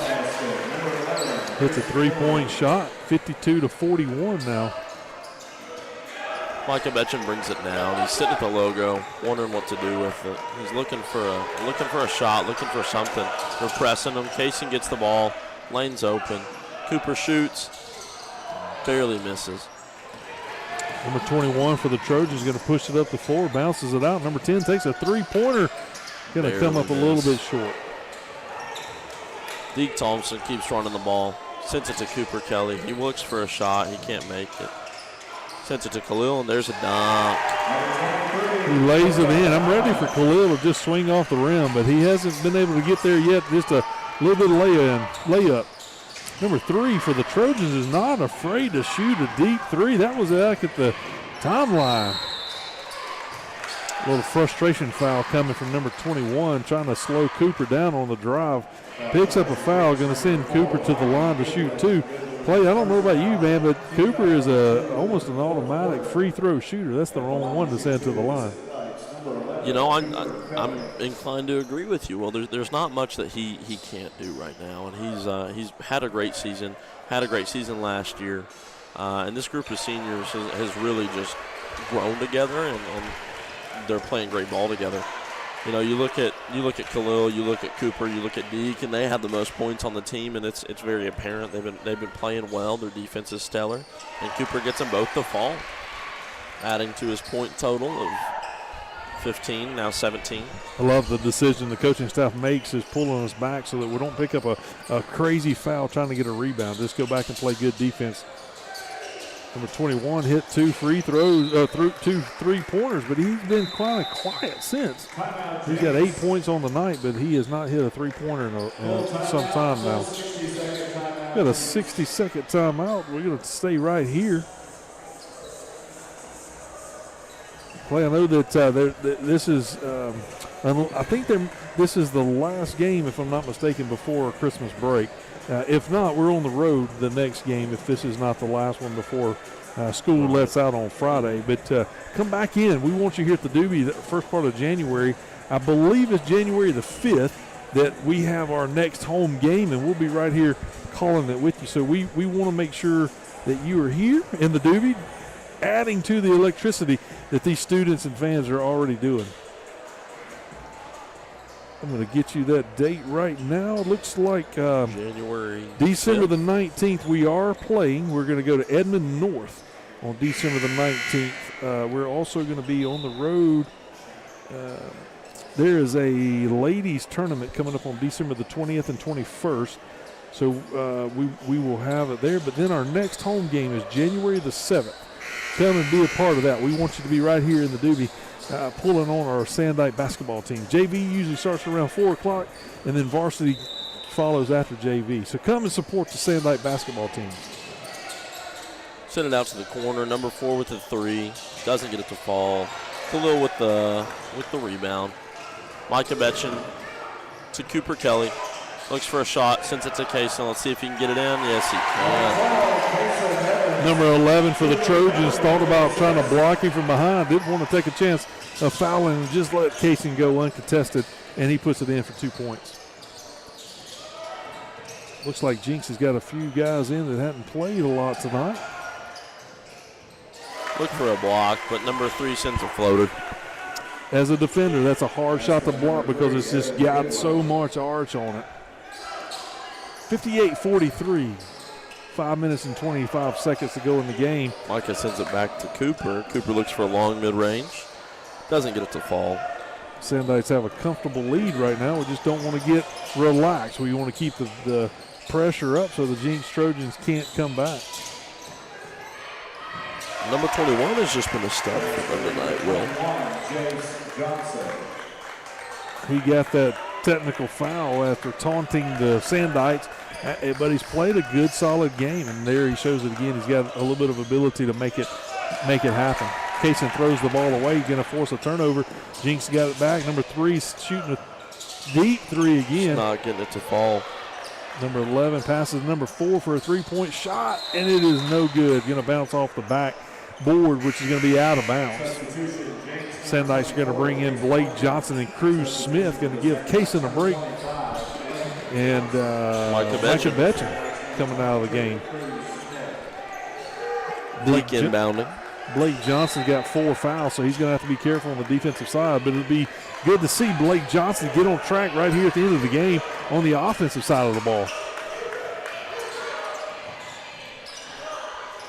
Playing good ball. Deke tried to get it down to Blake Johnson. He got tipped, and Blake smartly didn't try to go for it and let it go out of bounds. Sandike's going to inbound it underneath our goal on the baseline. Cooper's going to take the ball from the sideline. He's going to try and get it to Blake, see if Blake can get something done. And yes, he can, Will. Put a little position on him. He got it to go off the backboard. Blake Johnson going to shoot his 4th point of the night. 4 fouls, 4 points. Not the night he usually has, but the foul trouble really hampered his offensive ability tonight. Number 3 for the Trojans, scrapping it out. Sends it to Cooper Kelly. Deke Thompson comes away with the ball. He's going to send it back out to Cooper. His triple team, there's someone open. Khalil was breaking for the goal. Cooper thought he was staying put. They're going to call a blocking foul on Deke. It's going to be only a 2nd foul tonight. Corey Young's coming in to give Cooper a break. Looks like Cooper's got a little bit of a limp going. Maybe that's just a minor deal going on. Looks probably like just a cramp. Playing at a high rate of velocity tonight.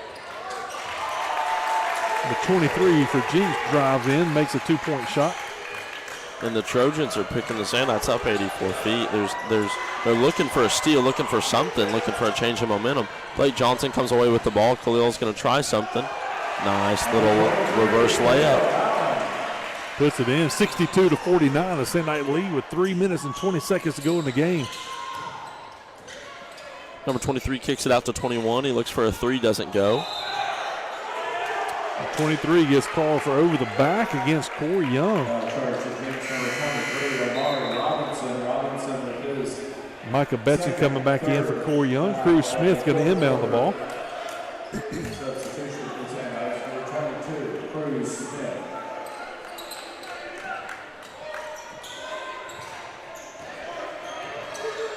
Cruz passes it to Micah.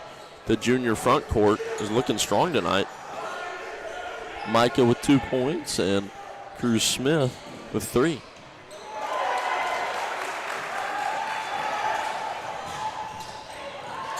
Oh. In and out, man.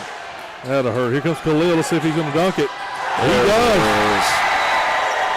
You hear that? That's our student section. That'll get the student section going. They do call, the Jenks does call a full timeout. Well, we got a timeout on the floor. We talked about the hydration. We look at the trainers getting the chairs out. We just want to say another shout out to our boys trainers led by Lily Searcy, Addie Hughes, Lauren Gillum, and Ben LeMasters. Thank you guys for taking good care of our Sandite boys basketball team. We know that you guys have a lot of things you could do, but you have chosen to help do your part to support the Sandite basketball team. Look at our cheer squad down here. They are doing some acrobatic moves down there. Watch them flip around all night. Now they're going to build some pyramids and do some other stuff. It's always good to see them getting involved in our basketball games. They have about 30 seconds to do their stunts, man. They're in and out, aren't they? Scares me. We got 2 minutes and 47 seconds to go in the game. Sandikes are up 64-49. Jenks are going to inbound the ball after the Khalil dunk. Going to inbound the ball underneath the Sandite basketball goal.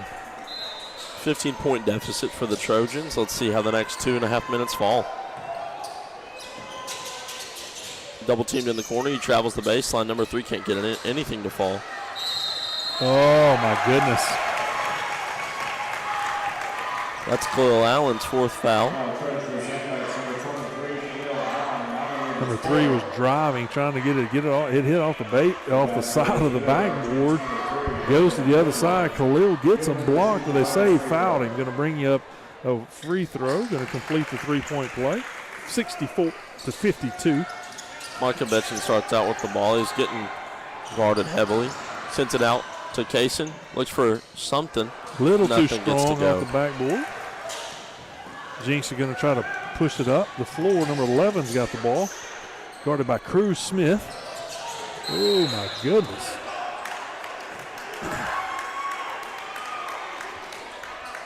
That's a foul on, I believe, Deke Thompson. That'll be his 3rd on the night. No, that's going to be Khalil. He fouls out tonight.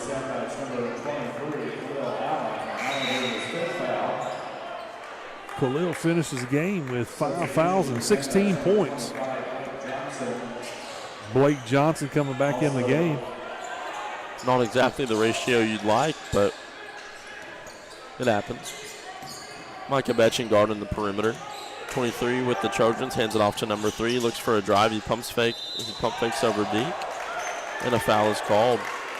Be Deke's 3rd foul of the night. Looking at the scoring for the Jenks Trojans, number 3 is leading by far. 20 points. Number 21 for them comes in with 10. 2 of those on a 3-point shot. That one just dinks out. Substitution from the Sandbox, number 11, Cooper Kelly. Cooper Kelly comes back in and gives Cruz Smith a break. And 3 does hit the 2nd free throw. Makes it an 11-point game.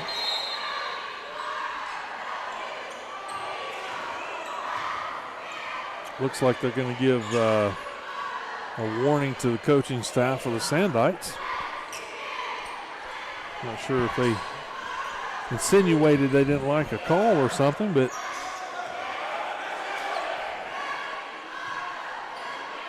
Sandites going to inbound the ball.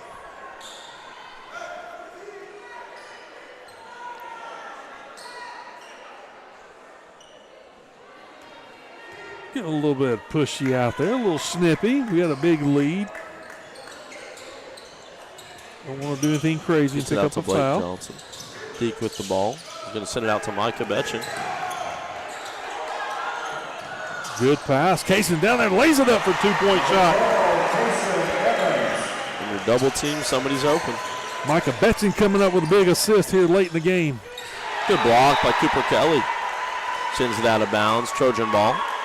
Our number 11 blocks their number 11. Going to send them out of bounds.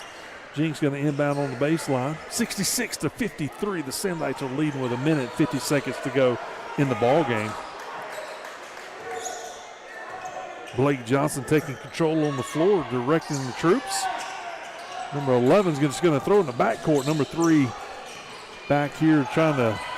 He's not afraid to shoot it deep. Let's see if he's going to drive or pull up and shoot a 3. Sends it over to number 23. He tries to drive, sends it to number 24, and there's just a little floater over 2 of our big men. Jenks going to take a 30-second timeout. They're trying everything they can to stay in the game. Number 24 was active early in the game, but has not had much going on. But I look at the board, he's only got 2 points, but it seems like he scored more than that in the first half. But a good player, good defensive player for the Jenks Trojans. Very, very. They know when to play the right guys, and this is a moment that they need some defense. They're going to keep there's 5 players out there. Got a couple of them in three fouls, but nobody in jeopardy of fouling out as of right now. We got 2 out there on the floor, number 12 and number 25. Blake Johnson and Kaysen's got 4 fouls each. We need them to hold on for another 1:36 seconds. Finish this game out for a Sandite victory. Sitting on an 11-point lead. 1:36 seconds to go. This must have been a full timeout. Seems a little bit longer than 30 seconds. Important right there that you look across at the scoring table. The possession arrow is pointing to the Sandites. So it's going to be that's going to come into play possibly down the stretch if they get to take some of the momentum back from the Sandites.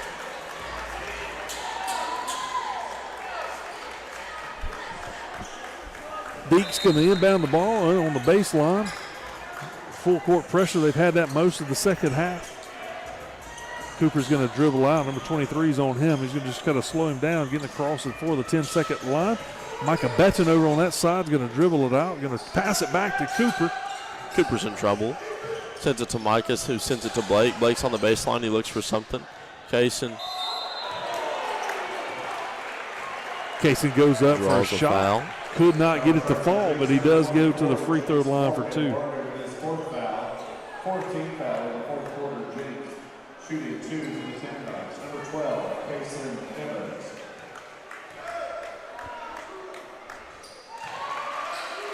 Kaysen hits the first one, going to extend the lead 67-55. Sandite coaches are pulling back the players to go play defense. Don't want to pick up any kind of foul off the rebound.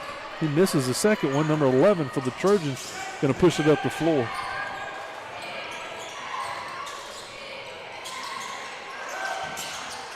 Number 21 for the Trojans is not afraid to shoot either. 11 goes from the top of the key, hits a 3-point play.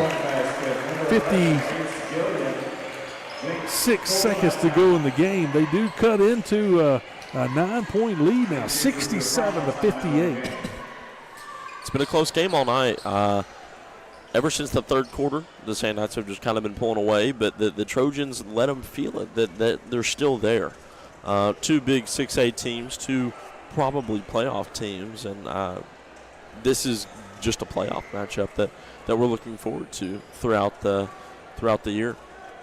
Jenks has just called their last time out, so they can't stop play anymore unless it's an out of bounds or the Sandite timeout. So that's important with 56 seconds to go.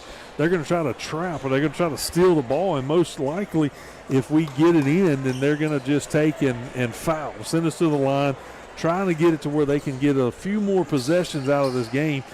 So it's going to be strategic in who the Sandites throw the ball into, and I see Cooper out there. Blake Johnson's out there. All of them have been good free throw shooters tonight and through the season. So it's not really a good choice who you're going to inbound the ball and foul. But Deke's going to inbound it. Deke looks for Cooper, sees if he can get open. tries to send it to Blake. Mike is open. They're going to foul him. Oh, they're going to let him run. Uh-oh, they're trying to turn over. He got the turnover. 11's going to take a three-point shot. And there's a 4-point play. Cuts the lead to 5. He hit the three-pointer with the foul. 67-61.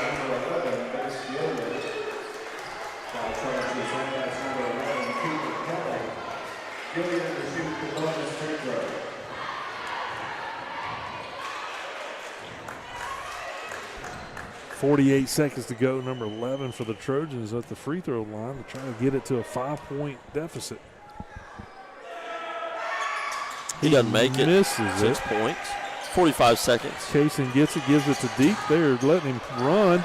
Cooper's at the ball. Deke's going to take it, going to throw it across to Blake Johnson. He goes over to Cruz Smith, going to bounce it back out with 35 seconds to go, and they foul Cruz Smith. Number 3 for the Trojans fouls Cruz Smith, going to go to the line for 2 free throws. I think they fouled the wrong guy here. Him and Cooper are 2 of our best shooters on the team, and you shouldn't have fouled a guard there. You really shouldn't have. They had their chance to get one of the big guys, and they got rid of the ball before they could foul him. Cruz Smith knocks down the 3. Ice in his veins, ready to go. Add to his lead. He had a three-pointer earlier in the free throw there. Got 4 points on the night. Misses the second one. Blake Johnson swats it out, and here comes the Sandites to pick it up. They're going to give us another chance to burn some more clock in this game. Deke's going to go. Passes over to Kaysen. Kaysen goes up for a dunk. Puts the exclamation point on the victory tonight. 9-point lead. 17 seconds to go. Cruz Smith going for a steal. 21 on the baseline, sends it to 23. He jumps. Doesn't go. Sends it to Cooper. He just holds the ball. And they foul him at the end. That is the ball game, everybody. Thank you guys for joining us tonight. For all of our broadcast crew, the stands have gone nuts. The student sections are excited that the Sandites come out with a big victory against the Jenks Trojans. The final score from the Ed Doobie Fieldhouse, 70 for the Sandites, 61 for the Jenks Trojans. We'll see you guys back here on January the 7th. Clay, great sharing the mic with you. All our broadcast crew, thank you for joining in. We'll see you in just about 3 weeks. Goodbye. Go Sandites.